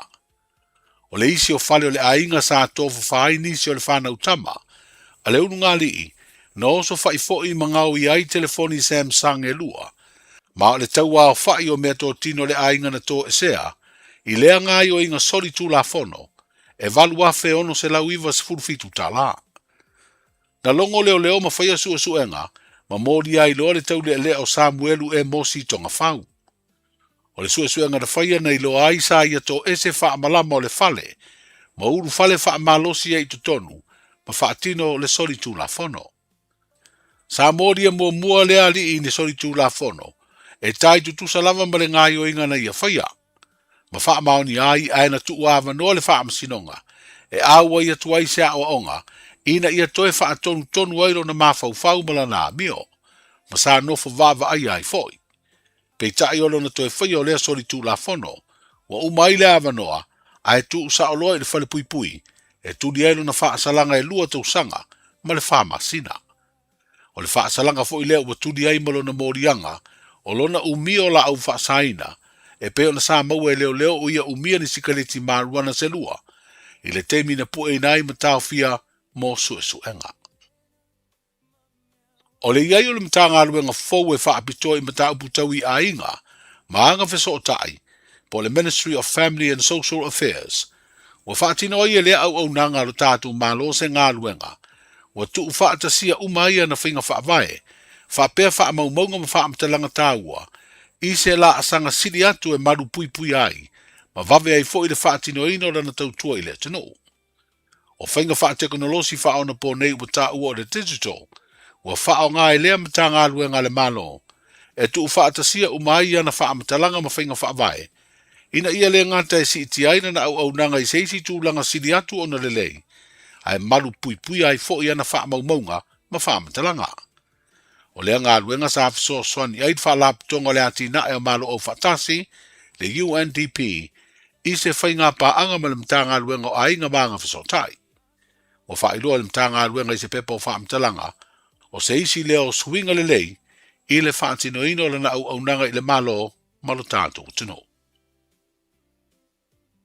O le teimi pisi o malanga ta vale le fiafi o manava ngā ruenga o le sorudo le vaya so nei, ai alu watu le taavale na whaafoe se tau le aluasu whātau sanga le matua, ua soa le li leo leo na tiu te ai le whātontonu wina o taavale. Na tupu le whaawelawe le vaenga o le ala tere i le fioanga o le pea o lo i eimo li whaasino ala, po traffic lights.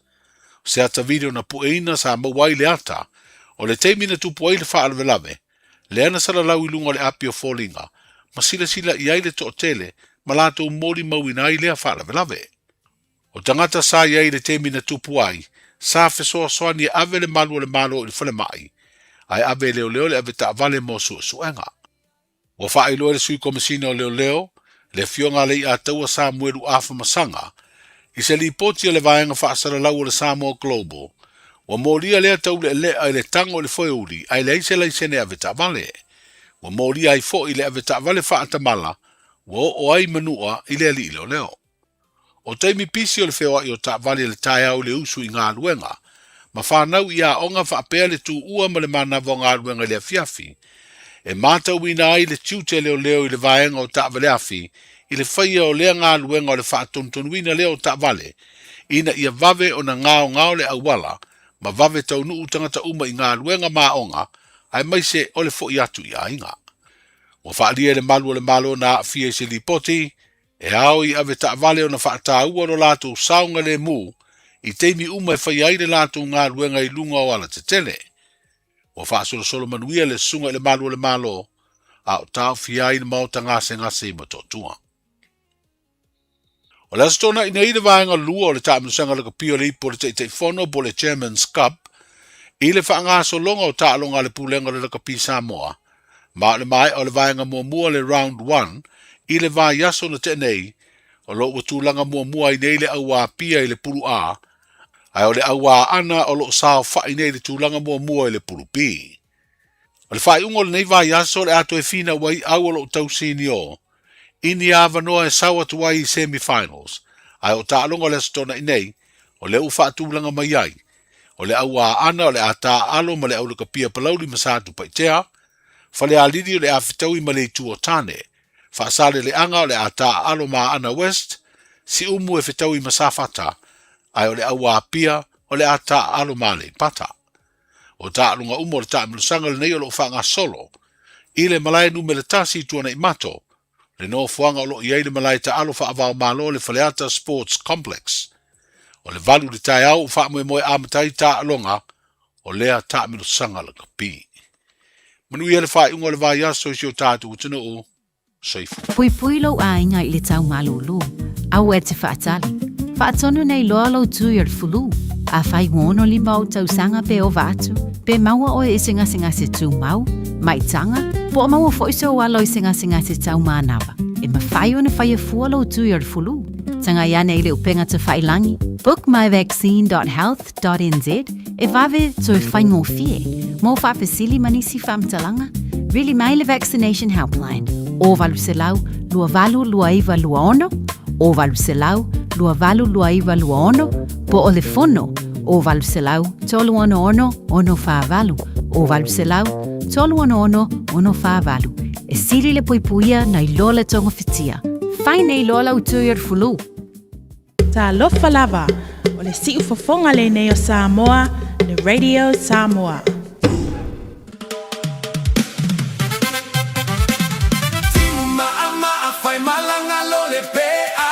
Se la au e fua tele nau nau, wa mua ta milo e buli buli tau tau, upe va e tasi ai fa e tole lau lau.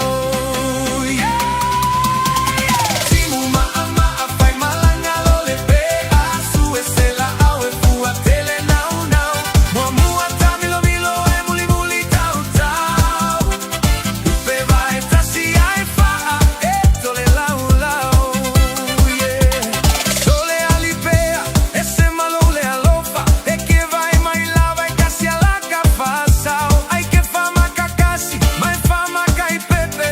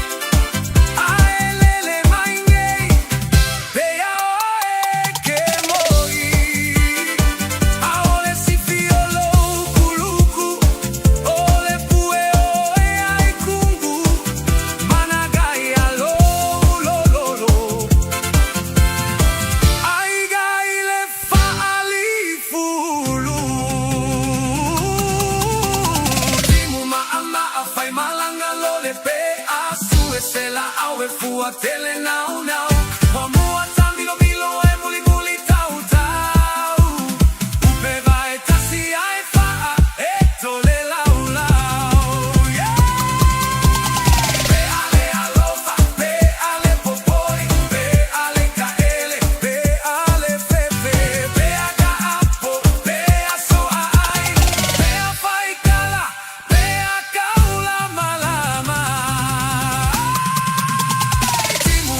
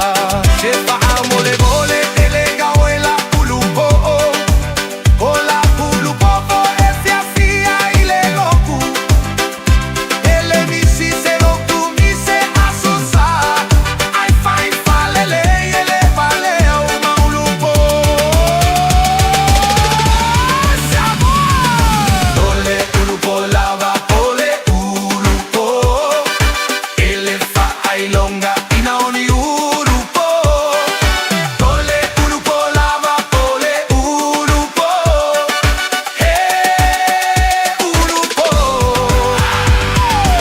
Ole urupo lava, ole urupo. Ele fa ailonga ina oni urupo. Ole urupo lava, ole urupo.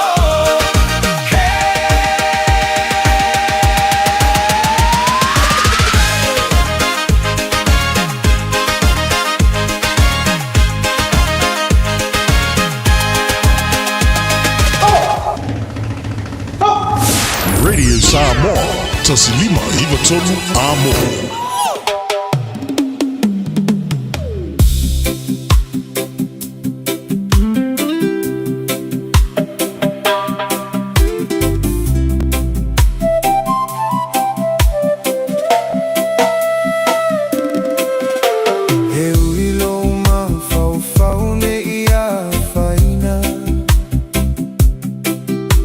Le mave ave le fuona lo uita. Ile va ava ai mai fua ilo uaiga. Wa mai tauleaga ai olea esa waga sala. Ai atala no mai sole ile fale agaga.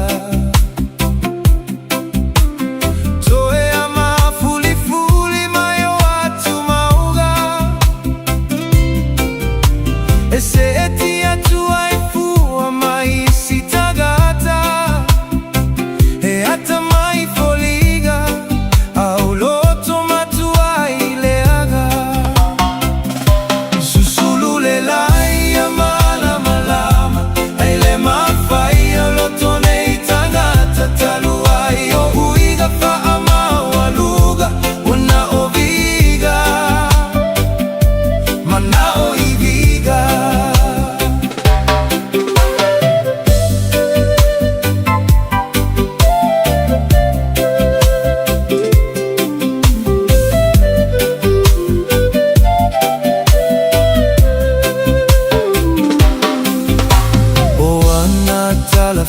Mai le aga.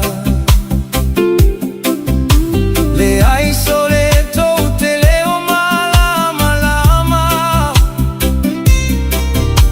O me ana o ai le tau fai tatala.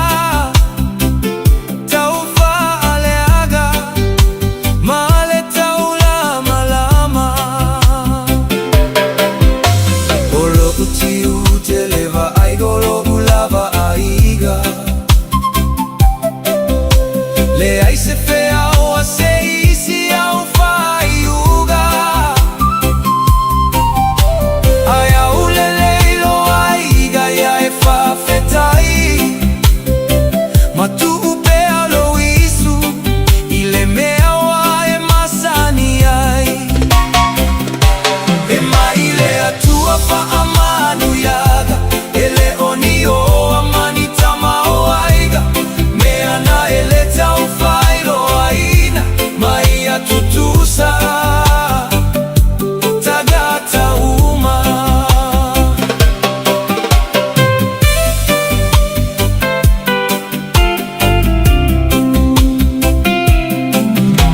E galo lele ai mana tua na o mea leaga. Fai mai ua mai ma ua lo fai si o uaiga. La vea fua o foaga ele i fai misa. Momomo ai lo uloto na i fana ua faina. Fauntu aga mo utole au fai tatala. Ai loa se me afesili mai lo na mafua aga. Ai leo le leo ane lava ma e fa amaga. Ai le a faina au au e masani ai lava. Ai leo le poto fa apea ua e mai.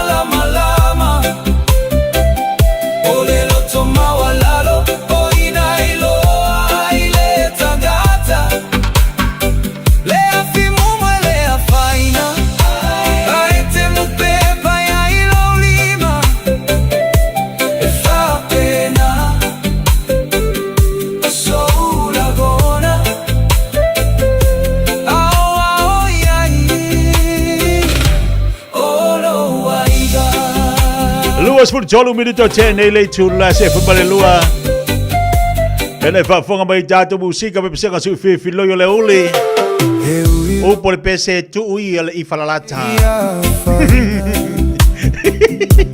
Pe me por pese kole I falalata. Ku le fai kakala.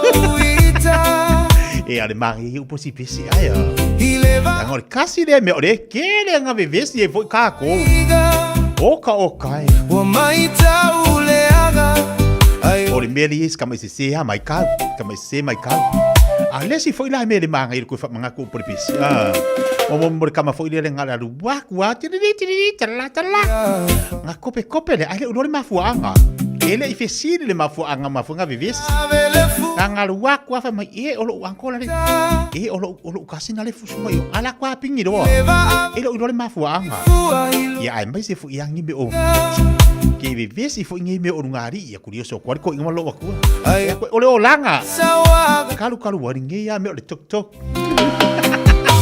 Hayatala no mai sole ile fale agaga. Ya vai. Yoi.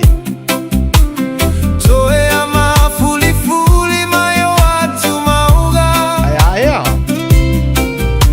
Ese etia tu ai fu mai sitagata. Yoi vai.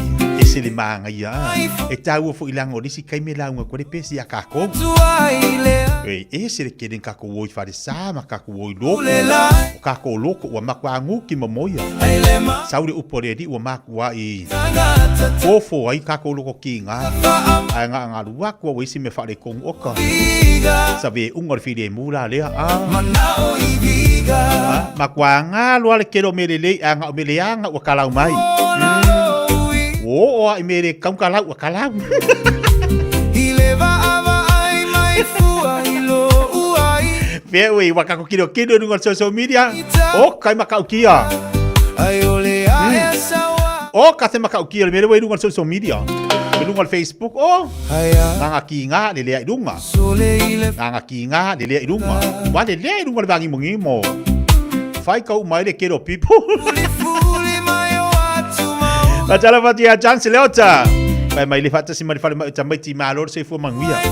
Ele ai si make up kere lo. Io e lang ole olanga ia. Ole afo ngala utala fo le ko fa yaku. Ole au ngai o fofonga po le ngutu tu lo fa fonga la tunu. Ole tautala e te loi. Au ngai fa malo si kari. Au kako kilo la idunga le social media. Mankuala ele fa le o mai lo idunga social media. Fa le telo o me la ku pu mai ma. Au kako vava yaku. O ka okuskusinga wa lava le nga. E tau mai ele me na sau tu tono luloto. Me fo ina sau do fonga. O mo le ifalalata. Le nga fa fingo ifalalata. Wa kere ka bebe si ai. Bole mo se mau kongo ma se koa. Ye ya me or kaukala. O ana tala. Ai se imisala. O kai makaukia. O ka se vofongia la dia. Le ai sole to te leo malama. O me ana o ai le to fai tatala. Se ya luak kula fa pe la misala la nungali. Ai ma wakula lo maku alang kama kenge la misa malon ko rua. Au lo malo maku alang kama kenge aki ai kama lo ala le a. Ingo ilo male mal fa finge ya au olong kinga. Male ma fo finge. E ele kai mi alon kinga la ko fa. Ai ko fa sanga ye lang ai tu. Ai au le lo ai ga ya e fa fetai. Matu Yoi. Le ko ai foi. Ele ai ngale le ua ya olo kinga ile kanga ya le ilunga. Lo le fia ile kanga ka le ilunga. Ngale fa le o lo pepa ilunga. Wala ke le vangi mongi mo le ai se e amanga ia ngi me.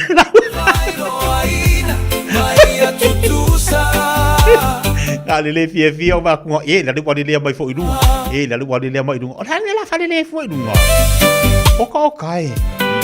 Ka fi. Ba ia la aku ununga oka ai ba ai la launga makwanga lo kero me les kamalo nga fale ai makwanga lo pusa ai sanga fa akau kokongi ngalo masing ka me nga fa akau kokongi fale lo nas kamalo Au ko ai male io ele ia fa ka ufis kamalo mal masingi fu idie fanga yo ye vai ole or king out for finge inga wa mo mai fa me wa fula vai nga vale kongo kwa ngalo ke no mele leila le wai vai ai kwa le ma fa wa ke lo me nga fa ka ya la ka kong ile long ne dus fula fes kamalo ya nga fa ile maliu ya nga vives ya balau nga mai kununga Facebook kununga se kilo mo ila lang ya ko e ma wose kupe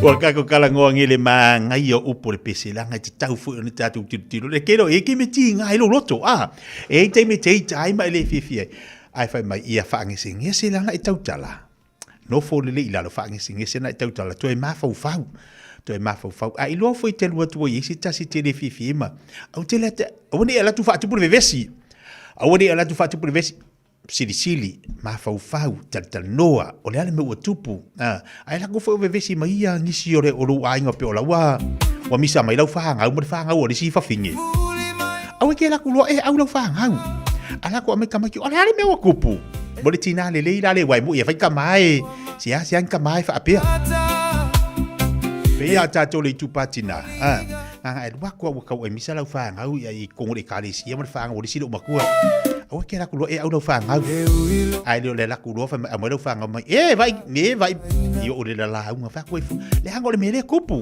le mave ia nga la ku le mai lau fa nga o me mar fa nga o si nga lo makua fa nga fu le mo kupu le hale me ko vivesi ai o ai o ko vivesi ai o ko e kasi mo le leo tina moni wa fanga malavala tu tanga to ya mai sala tu no le kalesia ya poni mafutanga fu yangu ai awe ke la kulo la fu sula fanga ma fanga o lesi ya ngai la kulo la ia le wa ku ulunga lu kuinga ku ulunga maula makanga fa bipi alo fai mai o mai fai e fusu vai ele makau kia ya le sunga o sunga kala yo ai mai fonga o kala ngai fai le mave ave le fu o ita ale mai fonga o le la via koi ma o la le ke fu le la o le la via koi ma o le nga kala le fai ya wa fo nga lu so nga yo ko le kalesia yo le a esa wa gasala hayatala no mai sole ile fala gaga depois de ongo sa ia kako ia makako kama ai lo fu ia ngi me fa de kongelo ia ongo sa i fa tua tatu tama ai lo la ku fu kako kama o la wa misa mai de la wa au fa finge ia lo ko ro na fa ho la ko ma o ia kama lo la ko au fa finge vai fia fa finge ko mo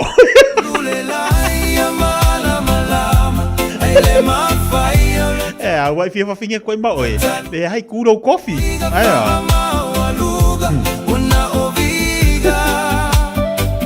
ia o sa o vai vanga le oli le fa manatu io ele fa pe o fa yaku oi wa ko ai misa ko fa pe la le fa mai ki ang ka wai misa ka ko kalesi oi le ai o ke lo ka wa ko au lo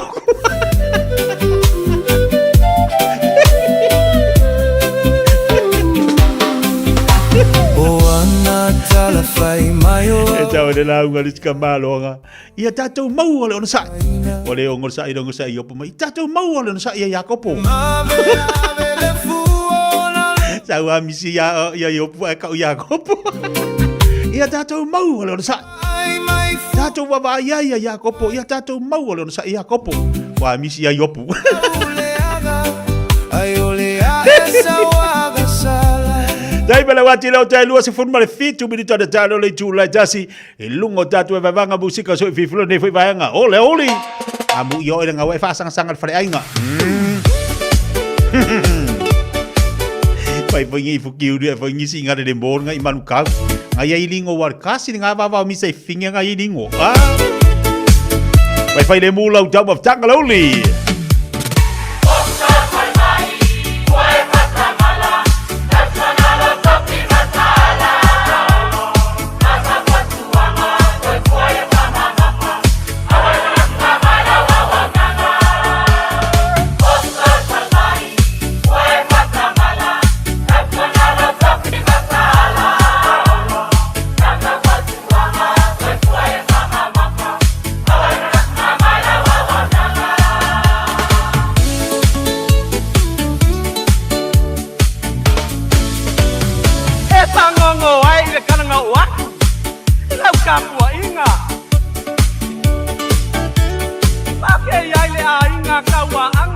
la kai mar kama ainga.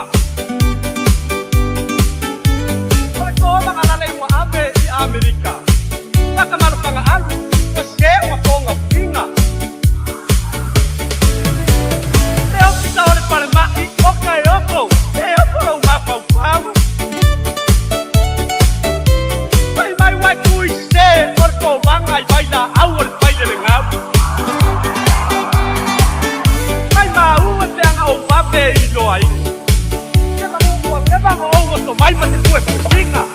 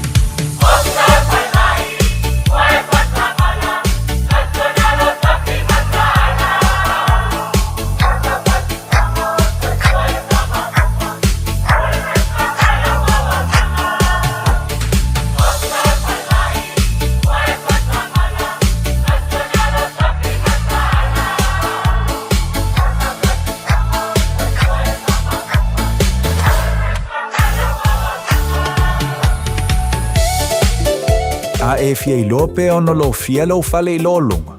Si aki lo fanua I le Auckland Flood Viewer a le Auckland Council. I lunga o upenga ta whailangi. Si aki lo toa tusi pele ono a fia ngu fia lo mau tai lo lunga. Talanoa I lo ainga I me whai pe ama mawhati munga. Wha ama mama tewo tu ama ota. Tātou te le pōrea le tau. Ai mawhai o na tātou sa uni mo fisuia I ngō winga le tau. O lau saonga le mu I taimi o lo longa mamafa. O lo o yo lava lima. Ta lofa sa mo lo walofa, o fia ave sa uta po se wha momoli sa mo mo polo po se vai. O le Jack Shipping I manukau le tali. O se lia ma le 5 tausanga le tautua a fui maono ma le Jack's Shipping. O lana special offer o le ave fua le o ta pe o se atupau I lalo ifo o le tolus fulu kilo. I oe, e sa o le lei oe. Wawe wala au mai lua fui maono ma le Jack's Shipping I le o iwa lua ono tolu 5225. Lua ono tolu 5225. Pea fio ane I le unit 5 ba tasi fa Weary Station Road Manukau. O lea wa amata o na ta pena wa a mo Julai, Augusto, ma se tema.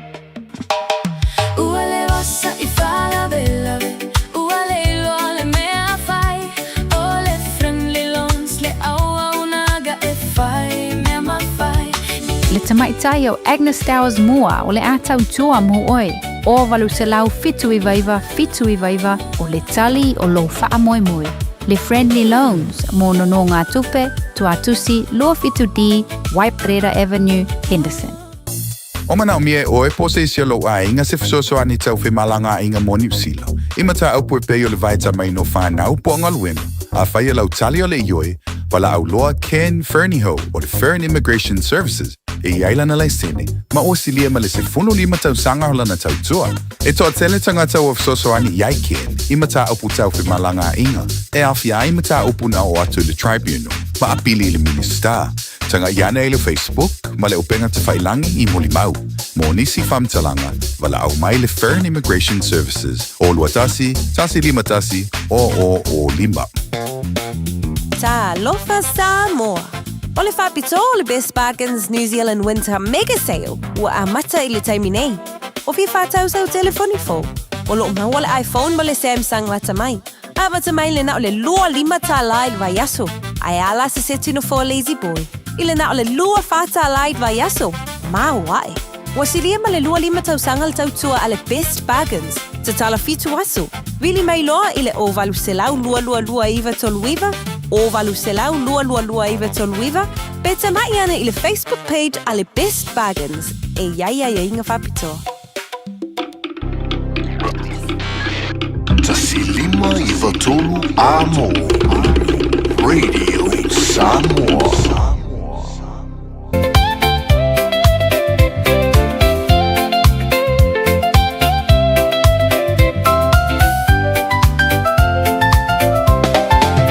Sauia e show, ile siva gogo. Ole mau I lava lena, ole au talavo. Fai mai lava lato e mana o ile show. Saulo ala ia, e matu ai so. Siva mai, siva ile manaia. Alo io fai va o mali e mai le musica. Si o tino e va vai, e se le mata inna. I au tango no mea, uale ole lea.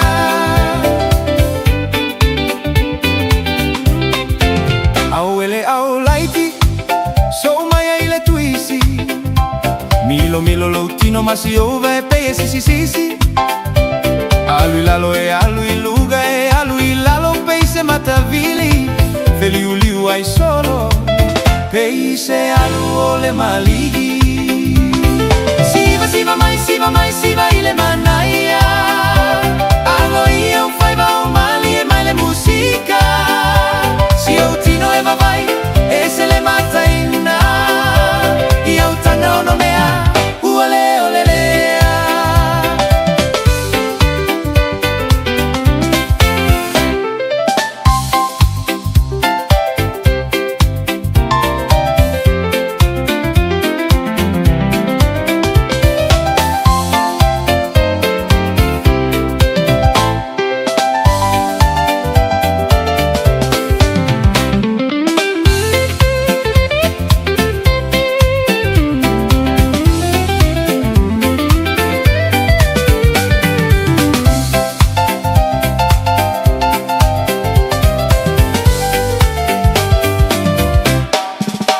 Se lo fomi, be si vale uosi. E la ala a fa sipa solo pei e fai ma oli. Fusi ma ola o paga e fa a fesaga I foghi. Oia ole au kuoli. Wa pei oni temoni. Se mai loa, ila usiva Samoa. Oli fa atau salamaya mai sau noa. Ila utaga no me alo sei fai malawi toa. Lau mata ata ua toa. Siva mai, siva ile manaia. Alo io fai va o mali e mai le musica. Si o tino e va vai e se le mata inna.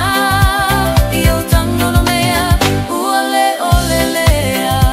Io tango no mea, uale ole lea.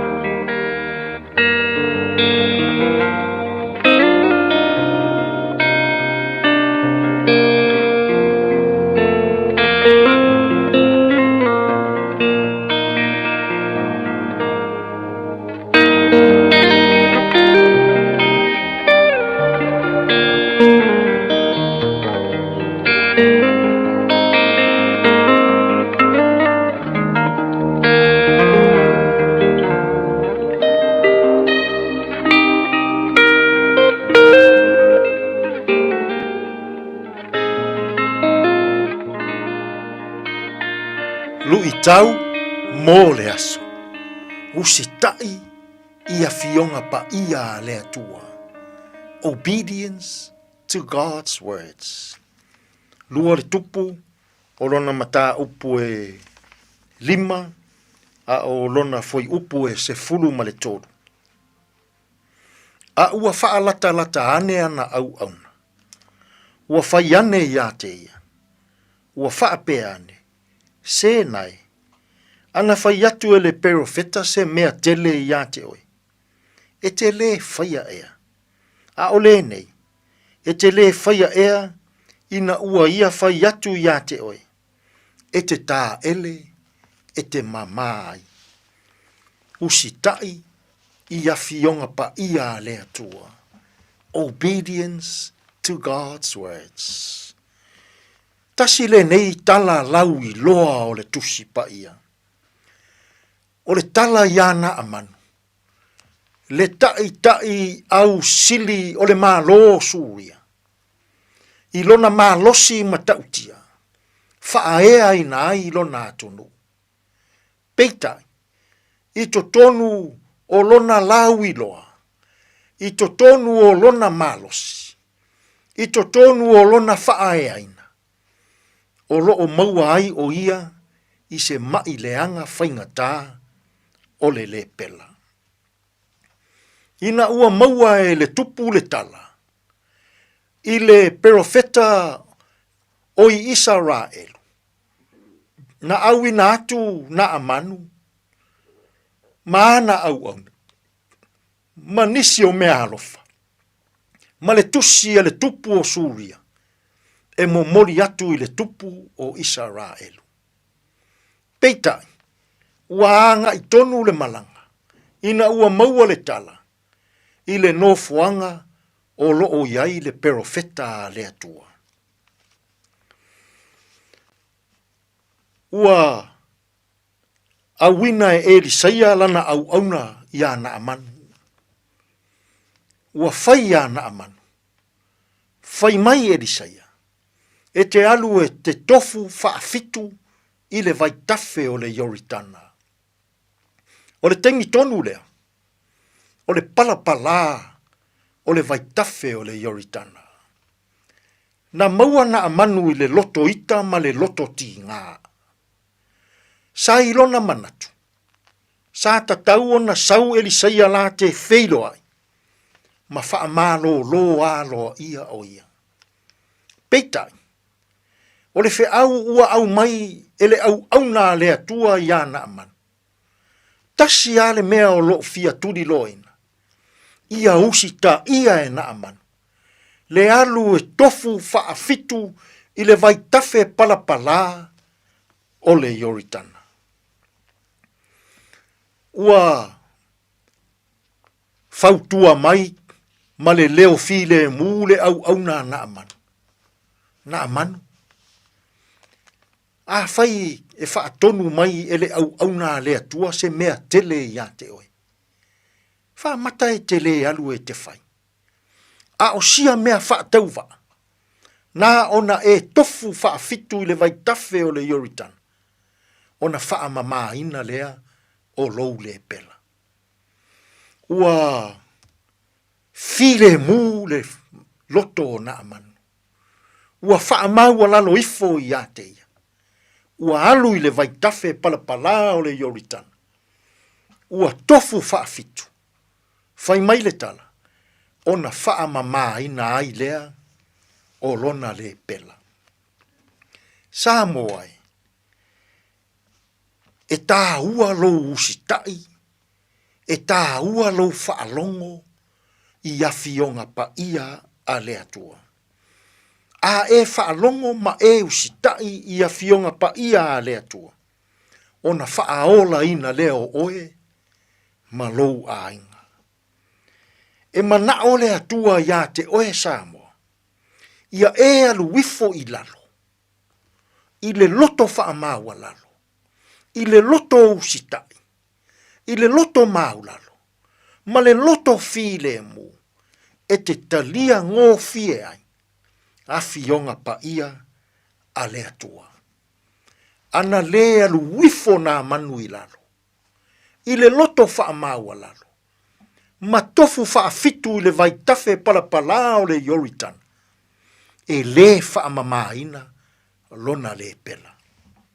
I le nei fo yaso. Ai a pe a se i e alu wifo tasi ia i lalo. Alu wifo i lalo. I le loto mau lalo. I le loto fi le mu. I le loto mama. E te talia inai. A fionga pa ia lea tua. O na whaaola ina lea o oe. Mai so se mai whaingata o le nei o langa. Alu i lalo. O lalo e maua ai maro. Tātou te tāro. Whawhetai lea tua. I le loto mau lalo. O le whaai longa lava lea o aua fionga pa ia. E tā ua i lo mātou ola. Anga le lei maia ia mātou fe au mga luenga o le ne yaso. E tonu ma le lei ai mea uma. Lo laf suafa Yesu lo mātou alii ma lo mātou whaola. Ua mātou tatalo atua i nei. Amene.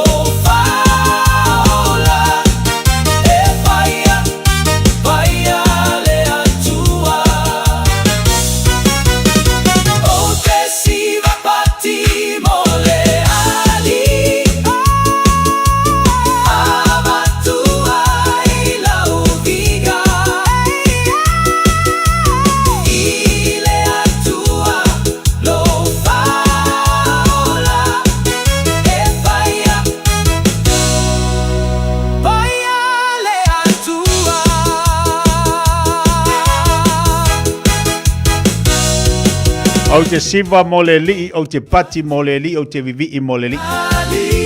Pa mai atua le tātou po kalame li vai ngā le uli o le upo le atua le po kalame lui tau mo o e whaleanganga.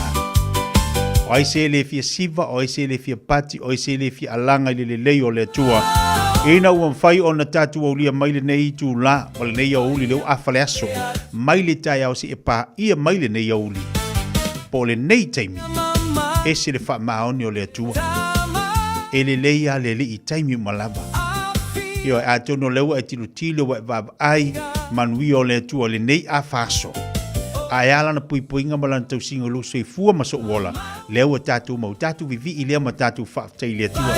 Whaaftai di sunga whaafengainga. Whaaptai le sunga whaafengainga, tāpena ina nipo kalame tā ua, whale anganga ilu se fua malawola. Tātu ala langa le ma tātu whaafitai, i le awhionga pa ia le atua lo whaile masulu yo tātu vai ma le malmalama yo tātu wala. O lo whai mafangu ma whaamalo si au i atik tātou. I le telo lu i tau, ma le telo toftofonga, ma mea o lo anga i mai le nei vai teima. O lo lu i tau ina i le tātu wholaunga whale anganga. Ia whaafitai fo i atu oe, o le whaafitai ia lel po kalame le Fiafia Mai. Whaafitai atu i atu oe le talaino lo loto. Ma lou fina ngalo ma li e te whaafafonga ma tātu whalongolongo whaatasi. Le awhiong pa ia le li. Ia tau ina fsosani atu le nganga pa ia le atua whalau tele la ufolfola. I loto mo fina ngalo le tātu watinu. Ina ia maua leo se aile lei mo tātu o tātu wangātu le whaingola vayaso. Ia tonu fo le tele la tō leo a mafuta mai. Le ne yaso toi taliwatu i ngā haluenga o totoe. Whamalo atu le pokalami ate o tau. Malol fi nau malol on sa. Malol fa malolosi ngā luenga fai pele aso male aso. O le tātou poto, mo le tātou loa, mo le tātou poto masani whaatino i nai tātou ngā luenga. A leo whaatasi ma le sosani mai o le li. Ia le mawhaiona tau nuu se tau nuunga manuia ma se tau nuunga le lei. Lea tau la peo tātou wa i le li ma tātou tuatu i le atua. Leo le wina i tātou ma pui tātou. Au whiangai tātou ma ngā luenga. Ia, le ngata fo i leo nei whanau i haonga. Te loa to telo nei mantua leo anga ia tu momoli atu nei whanau si whaatawhawhau. Leo mana ia mai le tau. Mana ia mai le tau awe nei whanau whaatawhawhau. A lava lau se leni mana ia whaatawhawhau ale ai. Ia, awe ai whaatitie. Awe whaatawhawhau tu nei no whanga whaatau se lato McDonald. Ia ai. E fōfua ngor seling. E fōfua ngor seling. Ia uti o fui kai a mua singa kara e wako ngai ka miki whakawhawhau o manga ia.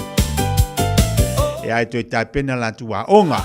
O lea fui la toi a onga nei tamai tilono winga tilo fui tātou mātua i le toi tai pena ina toi wawai la tu o fua onga po le lei o la tu se vai a onga o api a onga o atu a onga.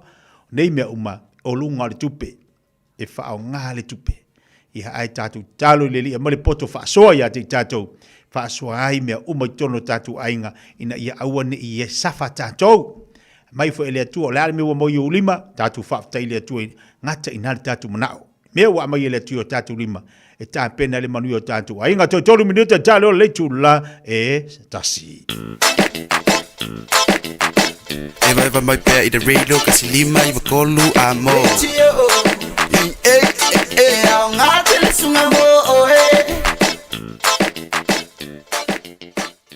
Tā lofa lava o te roa.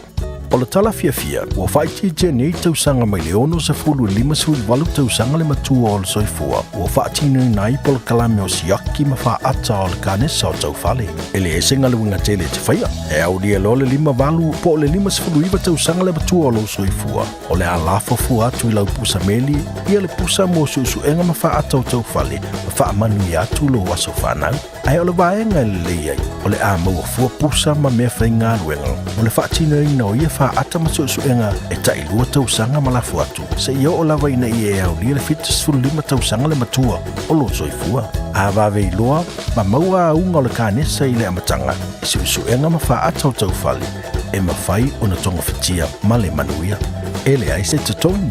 E vawe ma whai ngofie. O susuenga ma wha ata o tau whale.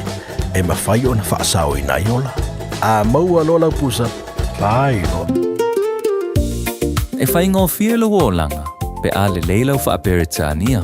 O te tala ina nei awanoa e tele si talai i le Dynaspeak, moa o onga whaaperitania. A onga fua e o nofo mau i New Zealand, pe si te seni New Zealand foi. O le a amata liawa se ngai le aso lua fito o Julai. A whai e te au mau i Hamilton, Palmerston North, Lower Hutt, whaapea Wellington. E tala whia ngai le Dynaspeak, e wsosoani mo oi. Wili mai loa le oiva, lua lima lima, ono fitu whaatasi, lua lima lima, ono fitu whaatasi. Betana i ane i le upenga te whailangi. Info Dynaspeak at twoa.ac.nz.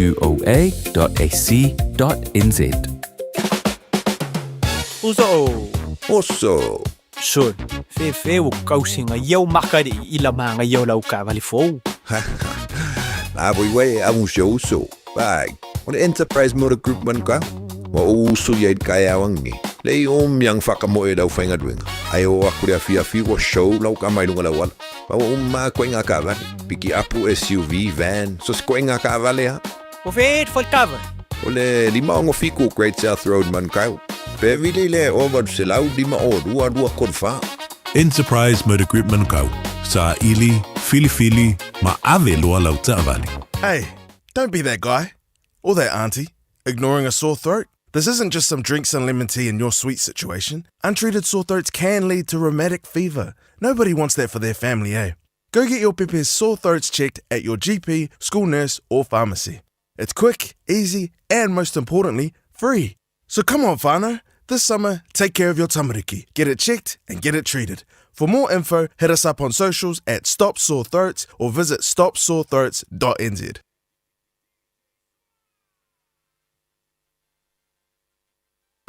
"24 hours a day, 7 days a week, Radio Samoa streaming live on www.radiosamoa.co.nz.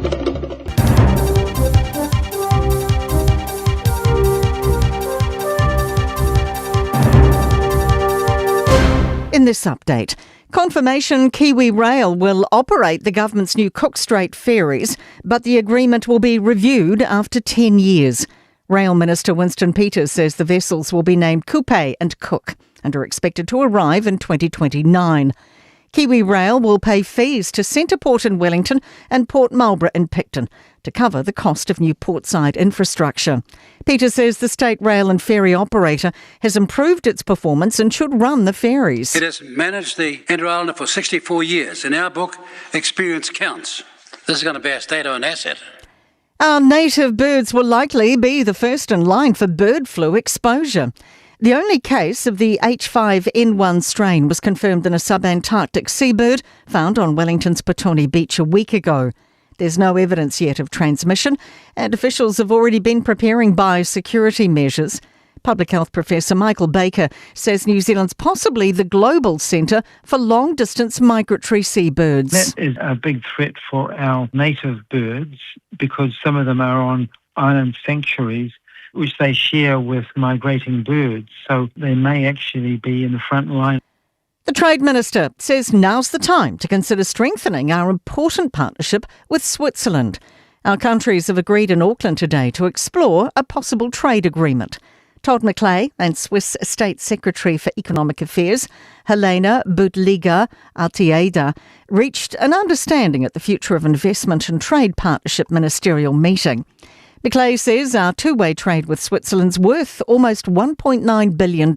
Since the EU Free Trade Agreement entered into force 2 years ago, our exports have gone up by $3 billion. I think it makes sense for us now to look at this trade and investment dialogue. That's news. In sport, the Black Caps have posted a comfortable 6-wicket win over the West Indies in an old-fashioned one-day cricket international at Guyana on ESPN. That will be victory for New Zealand. They go 2-1 up in this series in conditions that have been very challenging for the batsmen on either side.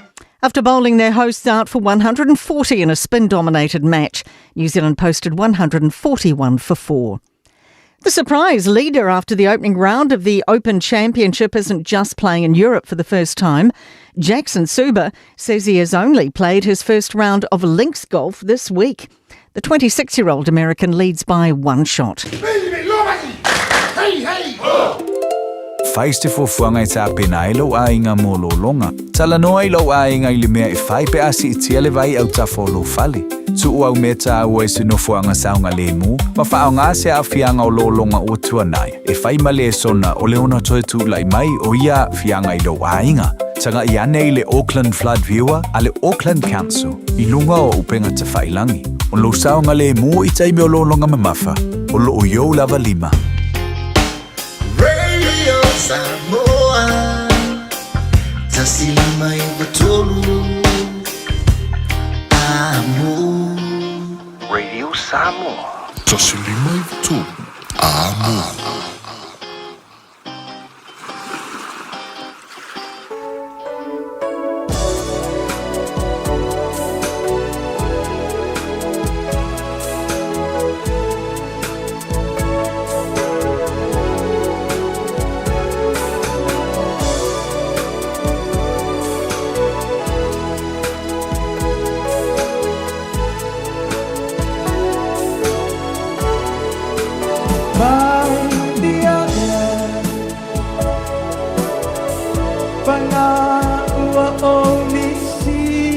lava oi mai ia ia Metele o asere mafaina ngalo oi Uana olo atane amate mafuta Mateta o oto ilo umanuma Maleta potu moe uotu yo uma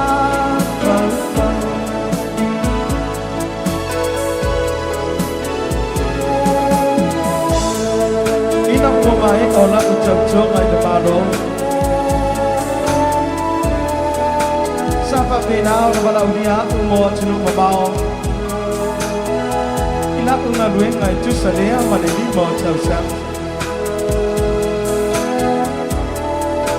Sapa ita ya cha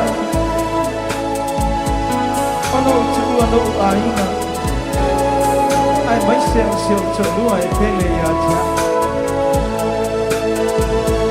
Loko waya chulu mamao Tusi atu loko chulu ay basi na uma Moli atu Ona no faanga moa O upuia o lana tusi Mai dia ya Banga ua oli siap lava oi Dia O pao ele mapai na ba na o moe Wana o lo atane amate mafuta Mate ta o oto ilo umaruma Maleta potu moe uotu yo uma faufa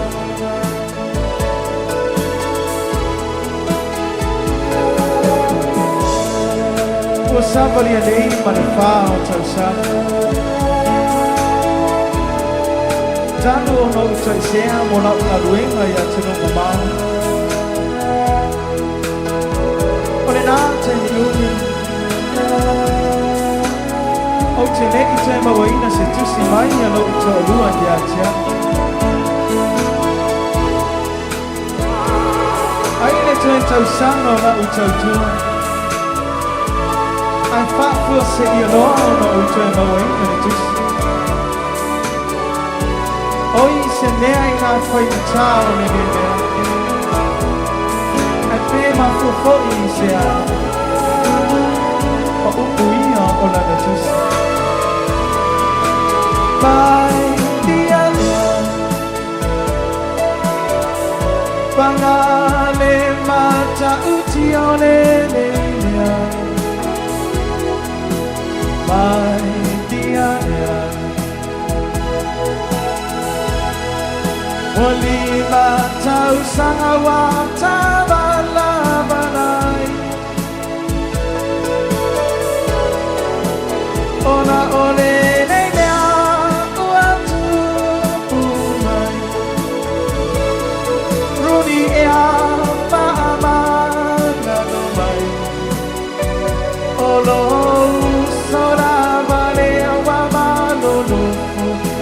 no faihai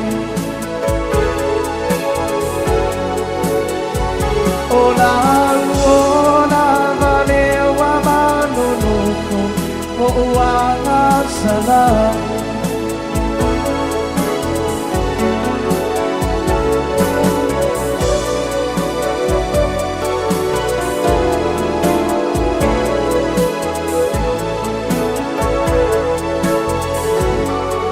Siu funga malia pe pesale vai va pe fa funga mai ele ni oli. Ele jo wa jo le atu tiu te bangalu ngolo te joe. Malo la valo sai malo la pale malo fa malo lo si. Sfulu minuto c'è delle tu la tassi. Lisio la usolo mafutu badunga la tele fa talo fati ya Rose. Malo lava mafutu ai malo fo nga lue. So sia pesa mino lo fengai nga lue nga dunga le loli. Lo fatu prada moni fo nga dunga lo fengai mo to. Ave tawale u malava lo te ba watu to tele le to. Vai se la to le vala mai lo faisi piso la to dunga le awala. So se tu nga ta vale night mafuta mai ai. Ia ole tu alalo lava po kala me Fiafia Mai mo tatou. Leo tu la tatu anga ia tu fa ngol vayaso. Fai le mula yo lo sai lunga la tele. Ma tala lunga la wala. Ma tala tatu lunga la wala. Pa tala fatu le fatu ya tinosi. Ia mia mala inga lo mafuta mai le nei fa vai ngaleso. Ah mai oru mala inga. Pa mala tu ia le vai a setu malo se fo la le. Tine ma sani fa tala fatu. Pa tele fa mai lunga tatu po kala me. Lau te wawa ia tu lewa i le liso le tatu au whaile le manu Samoa wa le tatu ta longa le Romania. Lewa ta penatu tatu mo le Samoa le tatu ta longa. O le tatu au leo whiriwhiria le tatu manu Samoa numero tasi o Aki se Yuli. O le numero lua o Richie Kelemete Asianta. Numero tolu o Mako Fepuleai. Numero 4 o Benjamin Petaya Nene. 5 o Samuel Slade.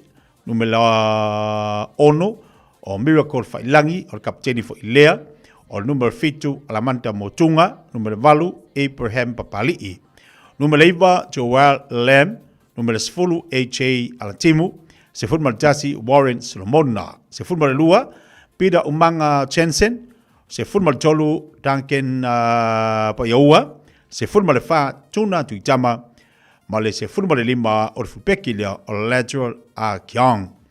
O tatu fale o leo o le tatu awal man Samoa se forma le ono mana Aki Poel Titia. O le numero sumar fitu Jared Adams, numero sumar valu Lolani Faliva, se forma le iva Chei Tangialau Tuivaiti. O le luas fulu Nico Jones, luas sumar tasi Jacopo Mapu, o le luas forma lua Eritara Enari, luas martolu o Danny Toala. Ya, luas martolu na lewa luas martolu ya Danny Toala lo toi mai a lewa toi talo. O le tatu ofifilia na tatu man Samoa le tapenatu mo le tatu talonga ile. Asa. Leo tapenatu tatu talonga na ile sa nuinga. Tau telefoni tatu mata. E o le tau wala mata.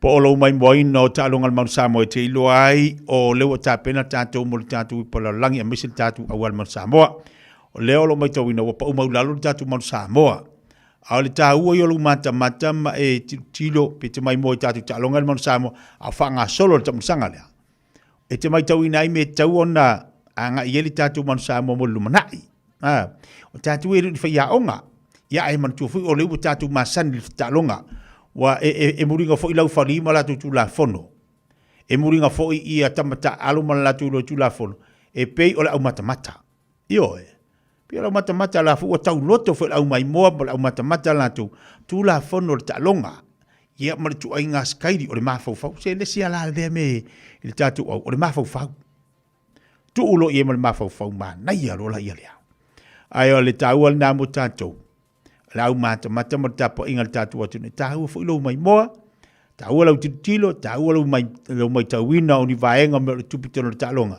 ia e atonu e titalo ai mai suani mo le tatu au tapena tatu man Samoa io le tatu lisina tatu man Samoa pe ona yai fatuna ina mo le tatu talonga le o tapena tuai ile tayao le asa sul family da tele tu la tasi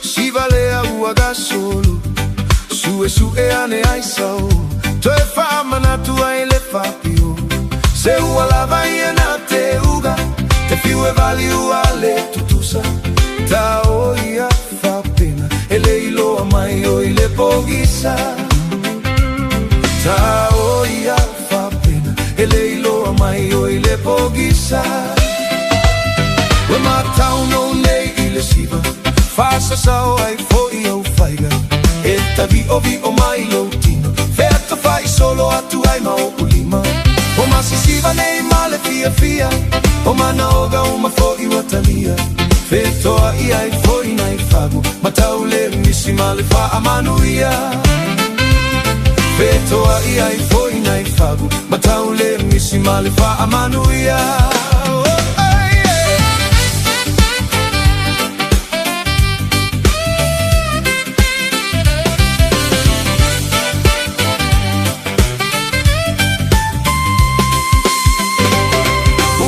Na bebela o le siva Ae pa aneloa male misa E vau atu le fusuaga Ae o sofa alava ane male mala Wa fola solo lona malosi O ai mai tele toi foi E uma ane wa maselona ofu Ma ona fo liga pena pa ai se pomu E uma ane wa maselona ofu Ma ona fo liga pena pa ai se pomu Wata apene la o le siva Fo ile tagatilona aiga Feo ai solo ai lava Le au pamu pia ma le au la uasa Se ua pei lava ni fa asalaga Wa ulutino ni agaga le aga E fe pula file o atoa Fa atoa momo e pe atafa mayo ata E fe pula file po atoa Fa atoa momo e pe atafa mayo ata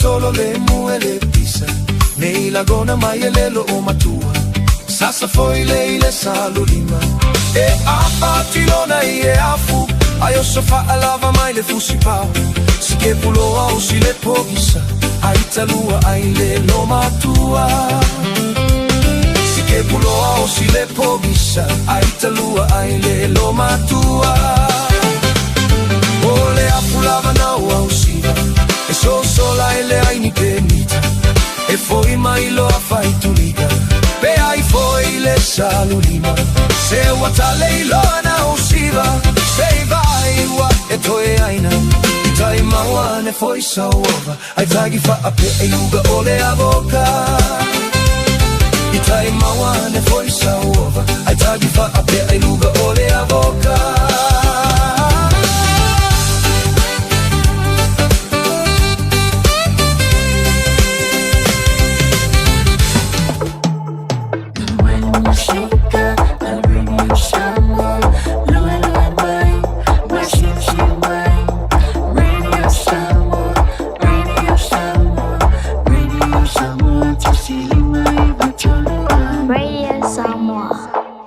Maua sau ta vale po sau piki apu. Ai tong ta i vaiaso, lua vaiaso, pe ta i masina. O le sleek cars o le a maua ai le fisoswani. Ua ta pena le au whaingaruenga a le sleek cars mo oi malo a inga. Aua e te popole i se mea e tasi.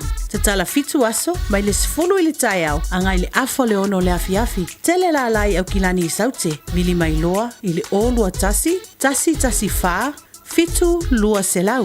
Po le o lua o, fa lima tasi. Ta lofa Samoa. O le whapito o le Best Bargains New Zealand Winter Mega Sale ua a mata i le taimi nei. O fi whātau sau telefonifo. O lo maua le iPhone ma le Samsung lata mai.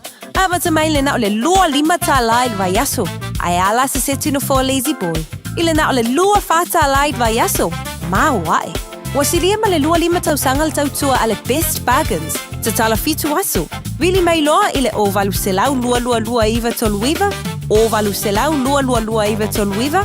Pe te mai ana i le Facebook page a le Best Bargains. E ia inga whapito. Le Shine Dental, susu mai i le lata u falefou. Watele mamatang fie. Il faya fole siaki o oloa fa apele ni fa pietasi. Moe wale stella mai o fo mai ile shine dental ile na le lima selawi vai vatala. Faya fu quotes mole wins male ACC. Patasi ai male fai fu tong fitinga. Moe full valto sanga ngai lalo. Le shine dental. Hafia mai loa ile lima fitufa Great South Road Manukau. Telefoni lua fitu ono fafa. Lua fitu ono fafa. Shine Dental, your smile, our passion. E ia inga fapito. Na alova Samoa. Wa ule ne yo kasu tialu. Awal suia ngila wa ule kio. Eva mai ina se fudu lima iva kolu. Amo Radio Samoa. Bevela a.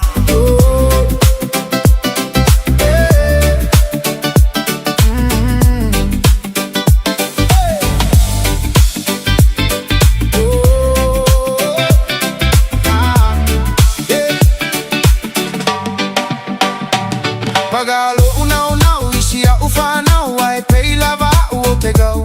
Now le feo ai solo le ai ga uma e tu ipala u feo. Se vai u apupuka o le ai ga uma i le leo o i se umupuka. So le lava male loko ki ga uma male fia faiava. A fai mea ai o ke le ai kulia u o ke asuvai. Ile mama o le ala o ke fiu e la au ke leilo a peka ke aka. Foi mai le fale lulu lo ka ulu aku foi ga ulu. Ai uma kalo fai fa apea ufi ai aku fuge mapiuki. Se suga o sili ona fa auma. Wo solo umai fula ilo ufa aku ile umukuka. Le tautoga se gaile o se pologa. Saulo akafa kofa umalo fia faiava.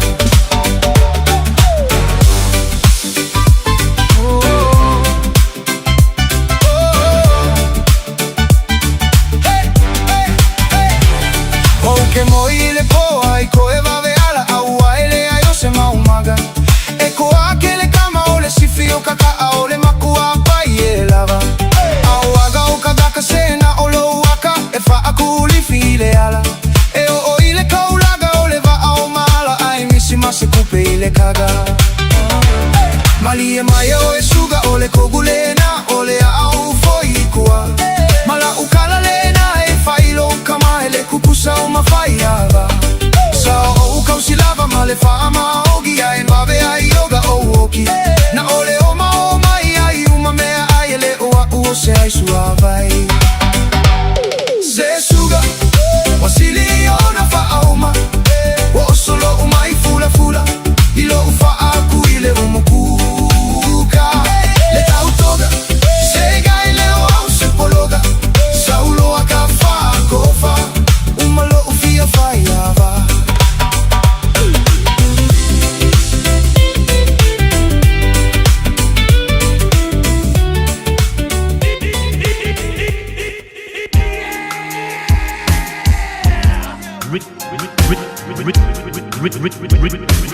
Remix. I gotta stay till I die.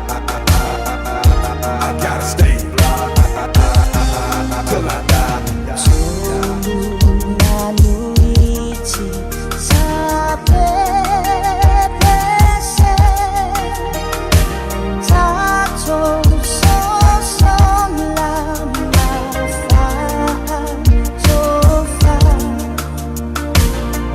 Wala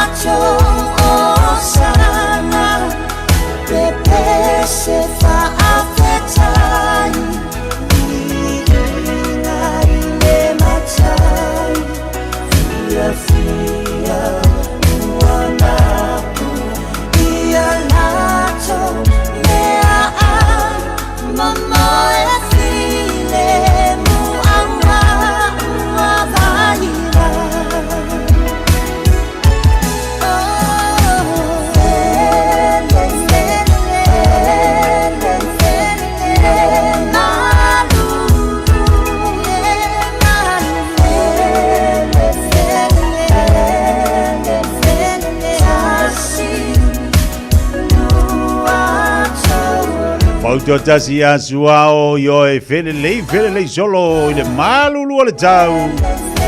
Tato e lele ali me mo ringa luenga. Luas pulu valu milito te dele tula tasi no tau tua le ranga si fonga radio Samoa. Tasi liba tolo mo tato proclame ni vai ngole uli. Ma tango fele sulu mele tau ma na ile tau le nei yaso. Tato fafte ile lo fo moleanga le tua no le mani ile tau. Pamuni atu le aso whanau o tumaita ia Malia. Pamuni atu le sumatasi tau sanga o tumaita ia Malia Samoa. Ia, bata se maltina ia lei, whaafteile atu ni tau sanga i tele. O a whaina lei atu o le afine Malia a Samoa. Whaafteile le atua ono oe. Ia wawia fo e oe se whaamanianga i tono lo ainga. Ea, alo whaanga e mori mai lea, ina iong mātua ia Samoa malei e maise ia u ainga umalava, lo penao na mafuta mai Samoa, Amerika maso se atunu o laulangi, mori mai ala atu lo whaanga foi na iau ainga i New Zealand nei. Manu ia tele lo lua se fulmaritasi Malia, teine le lei maustai. Ia, ola Fiafia oe le talavou, ia ili antua.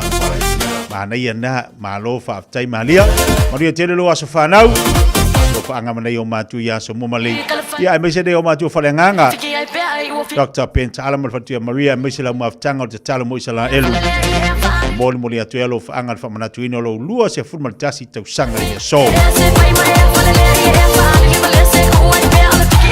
Tatu talima e watu tatu proclame leo la reto leo la tamu ftanga fa nganga mo tanto le yaso ia ona to rungo fo ilo tau tua le al ne proclame mo tatu ne va yaso a wase lu tau fa nganga mo tanto pe na iai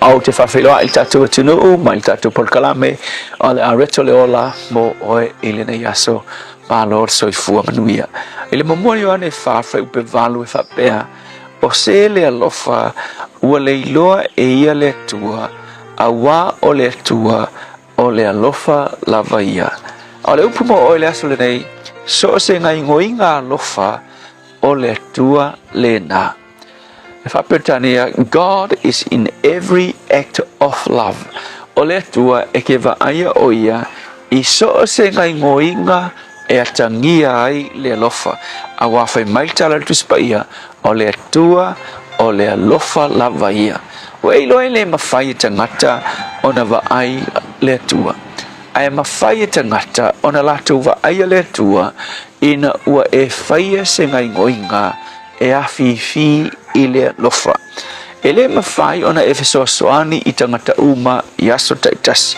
ko kele ka ngakalalangi mai le kele fo ngia kupe ke fesoasong yai ai ama fai ona efesoani i se tangata se totasi wa vatu ele tua matu ele tua le loto e te anga le lei ma e alofa ia i se aso o le tua le na ia ua faali atu ia te oe e il tala i tama vo e tama tolu fai pisinisi tala vo fai mai na o ile State America ina no foi o New York ai na o ile State America fai a lato trades foi e fai pisingisi ia o le fofuanga nga o ile siaso ai ko va ve foi ile siaso e ile taimi le va ana schedule foi ia o ile siaso uma fai lato fe fata inga mameo o a wala fa business na ko rush la me leva lele e o kuri le va ai o ia o mai ora uli tu la to tax kamo mo e mele lungole kama ima ke kinga fa ta we me ta mati a matangata fo e kamo fruits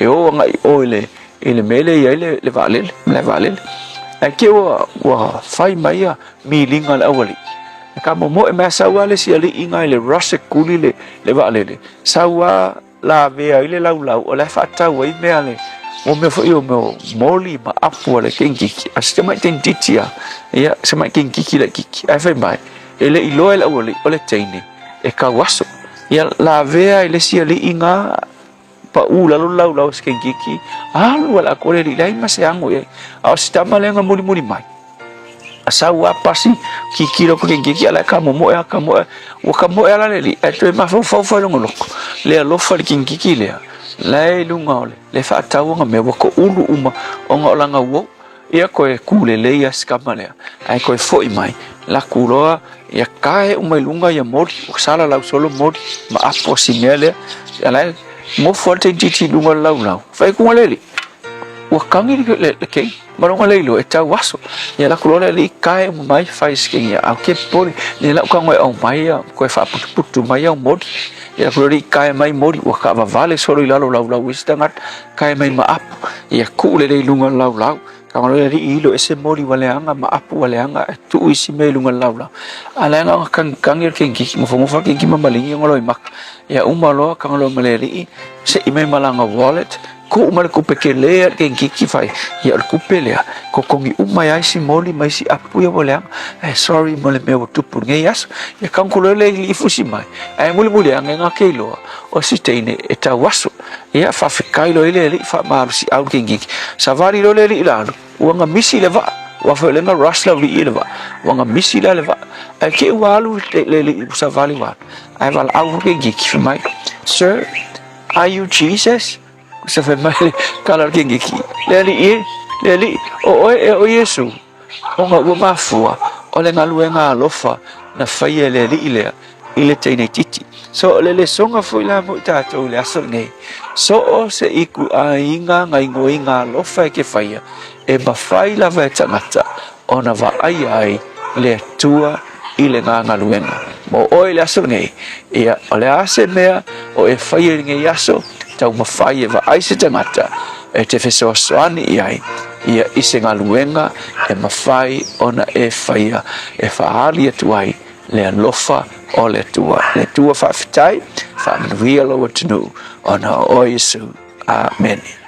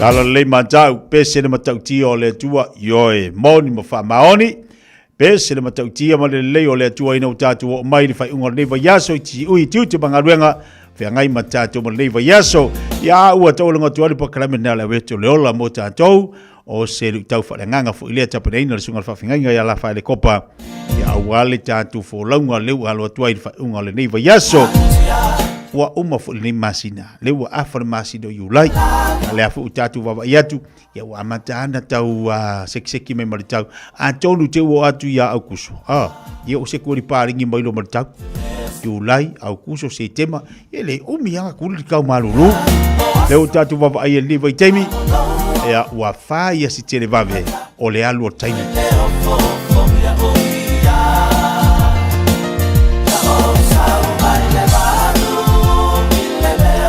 e fa pala tu le se apela mo mal fatu taile lo mafuta mai nei vai tele Samoa lo fatu mo olua mafuta mai ngol tatu po kala melenga te foi lea ya lui pei fata lo fatu ba lo fatu mafuta mai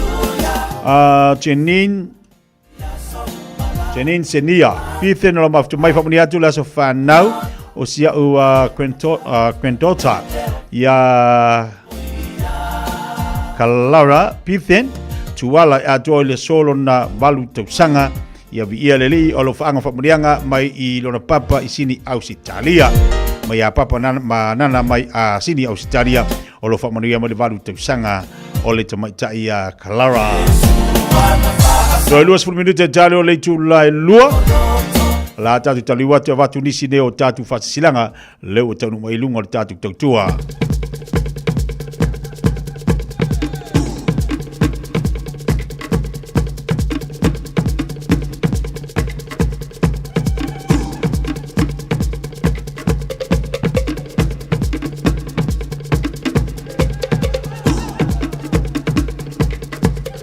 le tatu fasilanga le nei e ba mono fatulu atu Samoa i lau faafonganga i pa i o le atunu o iau sa faalanganu ai mai sau ba malu faalitala lei a le fasilanga e mo i lantou e fi awai i le malua pai port school o lea ua amataina nei le kuata lona lua o le nei tausanga i le aso tolu o Aukuso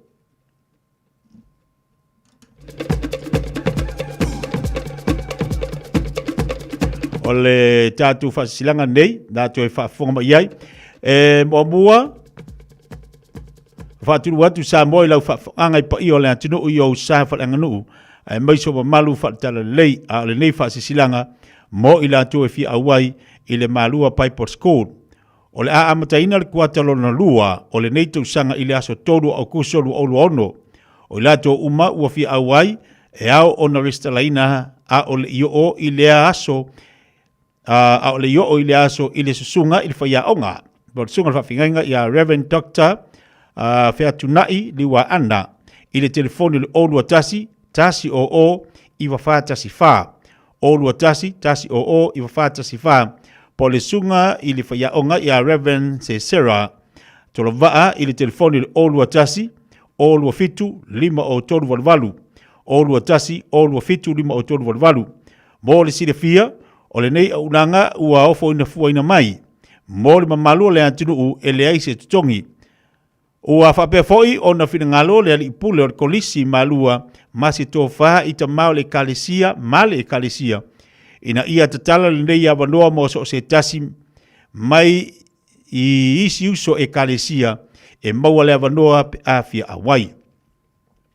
O le a mataina foi ma wasenga a le diploma of theology mo ilantou ua mai a ia le certificate of theology mo nisi whamtelanga whafsota iane i aso se tasi o whaiaonga ia Reverend Philemoni Cowley, Reverend Sarah Tulvaa, Reverend Josefa Tiata, Reverend Dr. Fiatunai Fiatunai liwa ana, Reverend Dr. Peniamina Leota, Reverend Mafala Lima, Reverend Eperone Futi, Reverend Manasse Fa'atai se nia li fa'asisilanga e talia te pale ao va lele o le taitei fono komiti fai masui o sunga i to ina mtanga luenga i manukau au kilani.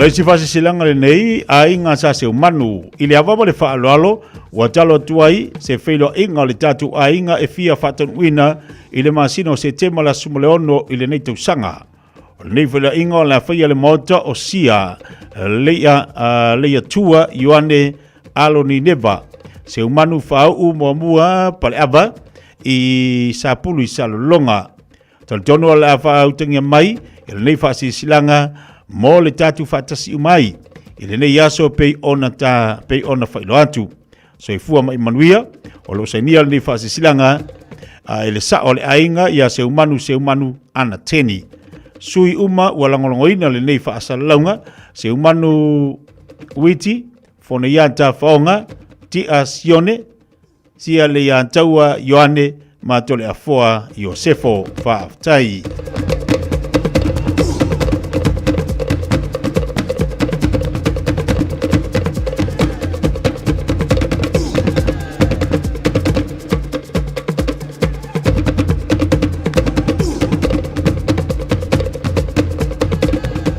ole tatu fasilanga le nei fasilanga talo fa Samoa le faia ia le give back a community lunch ole a fatuina ile suma le iva le sanei le Riverside Reserve i Avondale ma le afar suma lua atu le tolu ile Fiafi e mawaia tau maftanga vela ole vai fa pe foi ia matatu food paso maua fala oina o lava second hand mai si tatu uloa le amawai awade emisia fa mudianga maua fua tuatosi o le Riverside Reserve i Avondale i tulai afar suma lua si atu le tolu ile Fiafi ile asasa se fulu mariva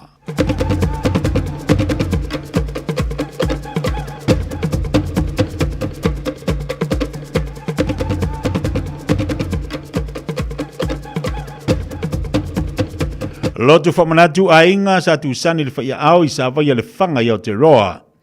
E whasisila atu le pa ia mawalunga si o tatu a inga o Paolo Mangafa e maluali nei a inga i atu sani le whaia au sa whaia le whanga o loa whion papa au i Aotearoa. O le awhatanu wina lava le tatu lotu whamanatu e pei ona masani ai i tau sanga te tasi i lasa sumalevalu i ulai e le tuatusi o le numera 5 o le road i Onhanga. E le tu la sifulu li tai au si ia pa ele tu lai tolu le Fiafi fa mole o le a tatu felo iai ile na aso ile lofa mole anga le yo tama le langi mo lise fa mtelanga wala wana ile odo tasi o ono fitu tasi 5 tu tasi mana tu mai ia lau taulanga ale ainga ia mala itema fa peo o tou tai mo le talingo le sua fa tai o tu sani fa ia au Elia susta sa o le ainga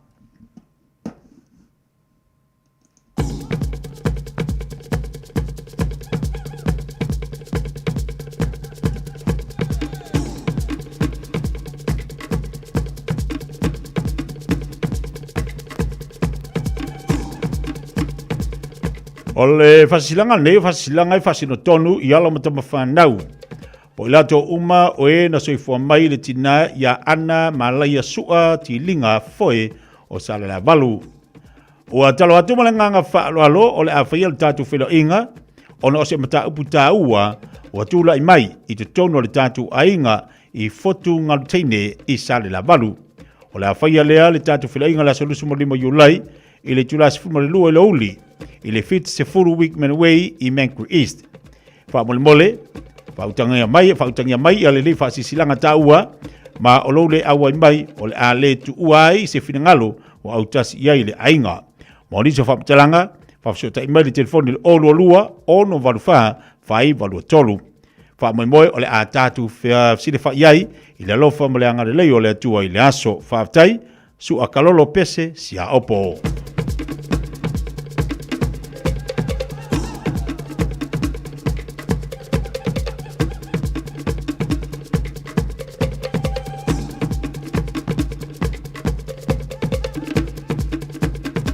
Maftanga sa puna o fale alili o alam papa au kinen nei le fasisilanga fasilo tonu lea I le iala mtaba fanau le nei nu o sa puna o la fion papa au kilani o le afaton wina I la solusu malima o yulai I le afars fulu li tayau no fanga lea sa faton winai I le tatu lotu fa manatu I le holo al PIPC I Onhanga whaamole tātou maftanga mana tua mai ia sau taitai awasi tātou whaamarastino whapea foi ma le tātou lafonga. O le naunau lava ina ia whaamautuina ma whaamausaliina pea le alualu iluma o le maftanga awa lava i le tātou fioanga i Samoa ma New Zealand nei. Ia le manatu maulunga tātou tala soifua ma ia sopa ti ia le soifua ma leola tātou whaido iai i le aso ua ato whaina. Whaia le nei whasi silanga ma le nganga whaalualu lava o le laula wa fono ma le komiti.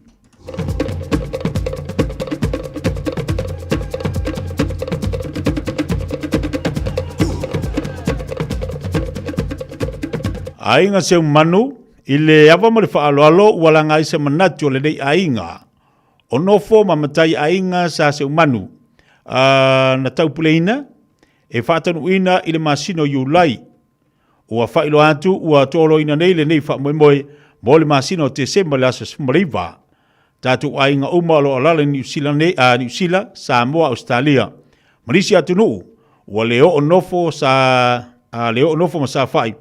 Ona talanoina mo iulai ai ua tolo ina nei mo le masina e pei ona ta ua ia te sema o mlo tu Fiafia. Whaaftai o lo sainia le nei whaasalaunga e le sa o le ainga ia se umanu tina, se umanu ana teni, se umanu ala faele, se umanu yoane wikilifi yoane tusani, se umanu vaosea a John, ti a whaaftai a John, ti a sionde tolu, yoane le iantaua, fona ia jafaonga whamuina, pelesi se umanu, whauila maongetia tarsanga.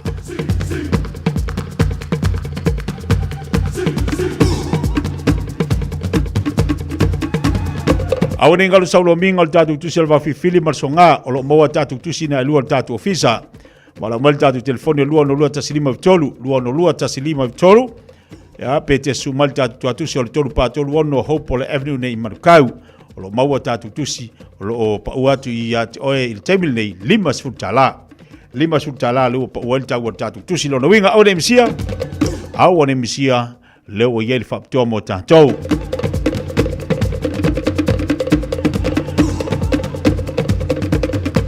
Pasisilanga nei ala fianga popua. Fasile tonu nei fasisilanga isuri uma o alam tapa whanau ala fianga popua e savai o alam papa au kila nei ma so se tasi e fia tongi sana maa o alava le wha moe moe o le toi fausia ina o le malu tapoa i le whakasai tono le tātou nuu. O le awhaia le tātou whilo inga i le Otara Arts Centre la solusu mo lima Julai. E le Julai tasi le oli se pa i atu le Julai lima le a Fiafi. E mana umialo awai mai tātou soalau pule ma whaasoa ai lima se fulutala le tātou le stala. Mana tua mai sau la fonga mole awale tau amataina o le nei fo i wha moe moe le awa ma le wha alor tele. Wha moe moe o le audi atuai le na aso ua tupoina tātou whilo iai le lofa ma le angare lei o le mtai sili o le langi. Whaaftai sa nia lei whasisilanga e le whalau tusi ma le laulau al maftanga alo mtamu whana ua popua.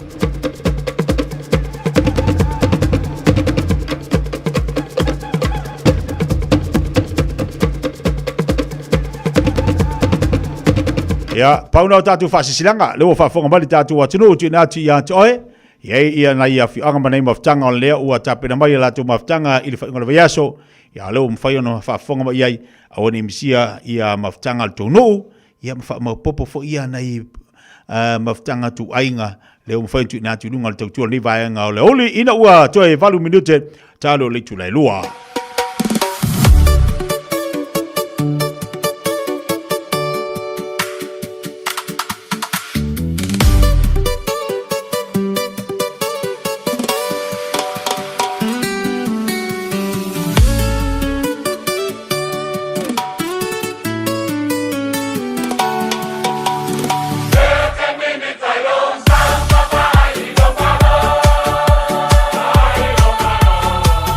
Yes,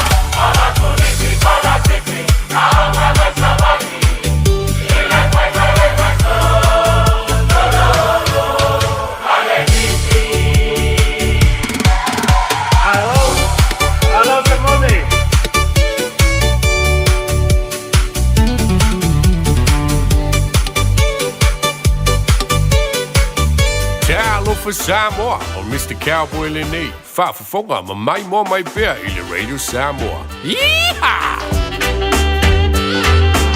Ua whaale tonu lau masini mitbefu. Ua le anga le mua vau.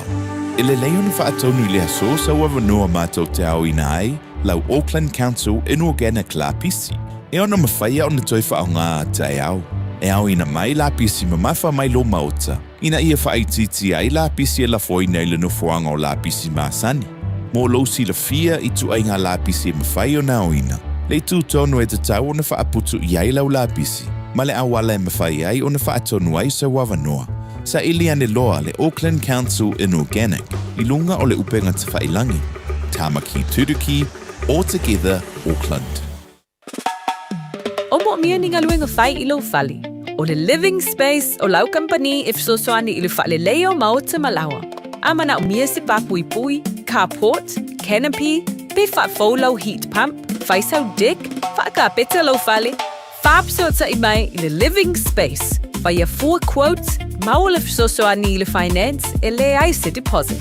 Vili mai loa le living space i le o valu se lau, 5 whaono, 5 valu wha, o valu se lau, 5 whaono, 5 valu wha. Kia ora Aotearoa. Good news. The starting age for the National Bowel Screening Program has dropped from 60 to 58 years old. You don't need to do anything.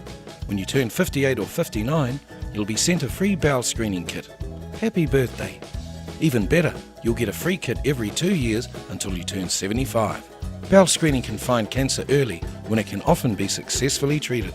It's free, quick and easy. Bowel screening saves lives. When you get your kit, just Talo falava o le siufonga le nei o Samoa, le Radio Samoa. Toi rua minute talo le tu la lua e lunga le tau tuapala uranga le siufonga Radio Samoa tasiliba vitolo amo. Ma le pokalame le Fiafia Mai pe ona iei le nei fwoi taime le oli. Mana atu o lunga toi se tau tua masa unanga le tahatu pokalame. Iei le nei fwoi yaso man liva yaso atoa. Ai le tu olu foa. E mole atu lava le nganga whaaftai tele sa mole atu no pele. Mai se le tapa inga na ia tatu tamam tina matue mauta malawa. Au le tapa inga mau fo ala finga luenga tofi le tu so se fata fai taulanga. Whaafitai, whaafitai tele lava. Mo le tatu maftanga i le neiva yaso. I ele talutulunga sa whaafifiene o niso tatu musika o niso pokalame. Sa tautua toi le Radio Samoa ma le pokalame le Fiafia Mai. Mo le mamalu le tatu wantunu. Whaafitai fo le tali eino le tautua. Ma le nei o unanga. Ia pea na mafuta mai e tono lo maota ma lo lawa. Tono lo falfainga luenga o tono lau ta'avale. Ia manisi fo no fanga le sa tatu mafuta e le neiva yaso atoa whaafitai tele lava vi ia lele. Tai le tua i po kalame ma mea umalava i au awina mai a te tātou ai maise o ana whamrianga o leo walau lau sai tono lau ainga ma tātou ainga neiva i teimi o tātou iai. Ia ao le nganga whaaftai iai o le tāpua inga le tātou atu no whaaftai tere lava. Ao le ase tautua te tia ma se au nanga ma le neiva yaso atoa o le tau tamali i lau whaafonga ia e poto ale tau tai a sela nātu yama. Le ia se atoa toa se ngana te tia ma se atoa toa foi. Sana tautua le neiva yaso atoa. Sa tau mawhai tau tua i le tau pa ia ma le tau mamalu. Sa tau mawhai lava. Se atoa toa ina mawhai anu sosani atu mo oe. Ma neiva yaso mwhaafifia oe au ngā ruenga. Mai se le tatu savaringa i le aso ma le aso. Wha ma ngalo leo vai vai al tu auna. Ia ilana tau tua i le aso ma le neiva yaso atoa. Tatu te talo i le li. Taita i atu le tau se fua ma so matu wola le au finga ruenga. Tatu toa mafuta fo ilia le vai aso fau. Le alofa ma le anga le leo le tatu matai. Ai te taro leisi a inga mo leisi a inga tātou taupule ola fo i le asa o lo mana irei. Ia tātou mo se asa whiawhia o le whalifata whai taulanga ese. Ma nawa le upole ola mo tātou tāpa sa i le tātou wholaunga. Ia luman mana le upole li. Ma isi le whaunga le atua i lana u whainga luenga. Tāpe na ina le upole fola mo le asa mo mua. Tātou whilai le vasa fau manuia le whaunga neiva yaso. Ma isi fo inisi le whainga luenga leo tāpe na mai. Au wali tau toina o tātu atunu alpokalame te tia lofa te latu Samoa le atunu pele manuia lava le neiva yaso ia wa uma fo neiva yaso la tau mau al tātu chairman pan la fefela sa mau al tātu chairman pan la fefela sa awasa wiputi ia mo tau sami me ai mamafa ia waila le manga ia mau al tātu chairman pan la fefela sa ia awala wiputi ia mase iputi fo to ina malo matua ia mal maftanga tu ainga mo le kalesia ia tatonu le tu le lu alo fatu tia sei fo mai maruia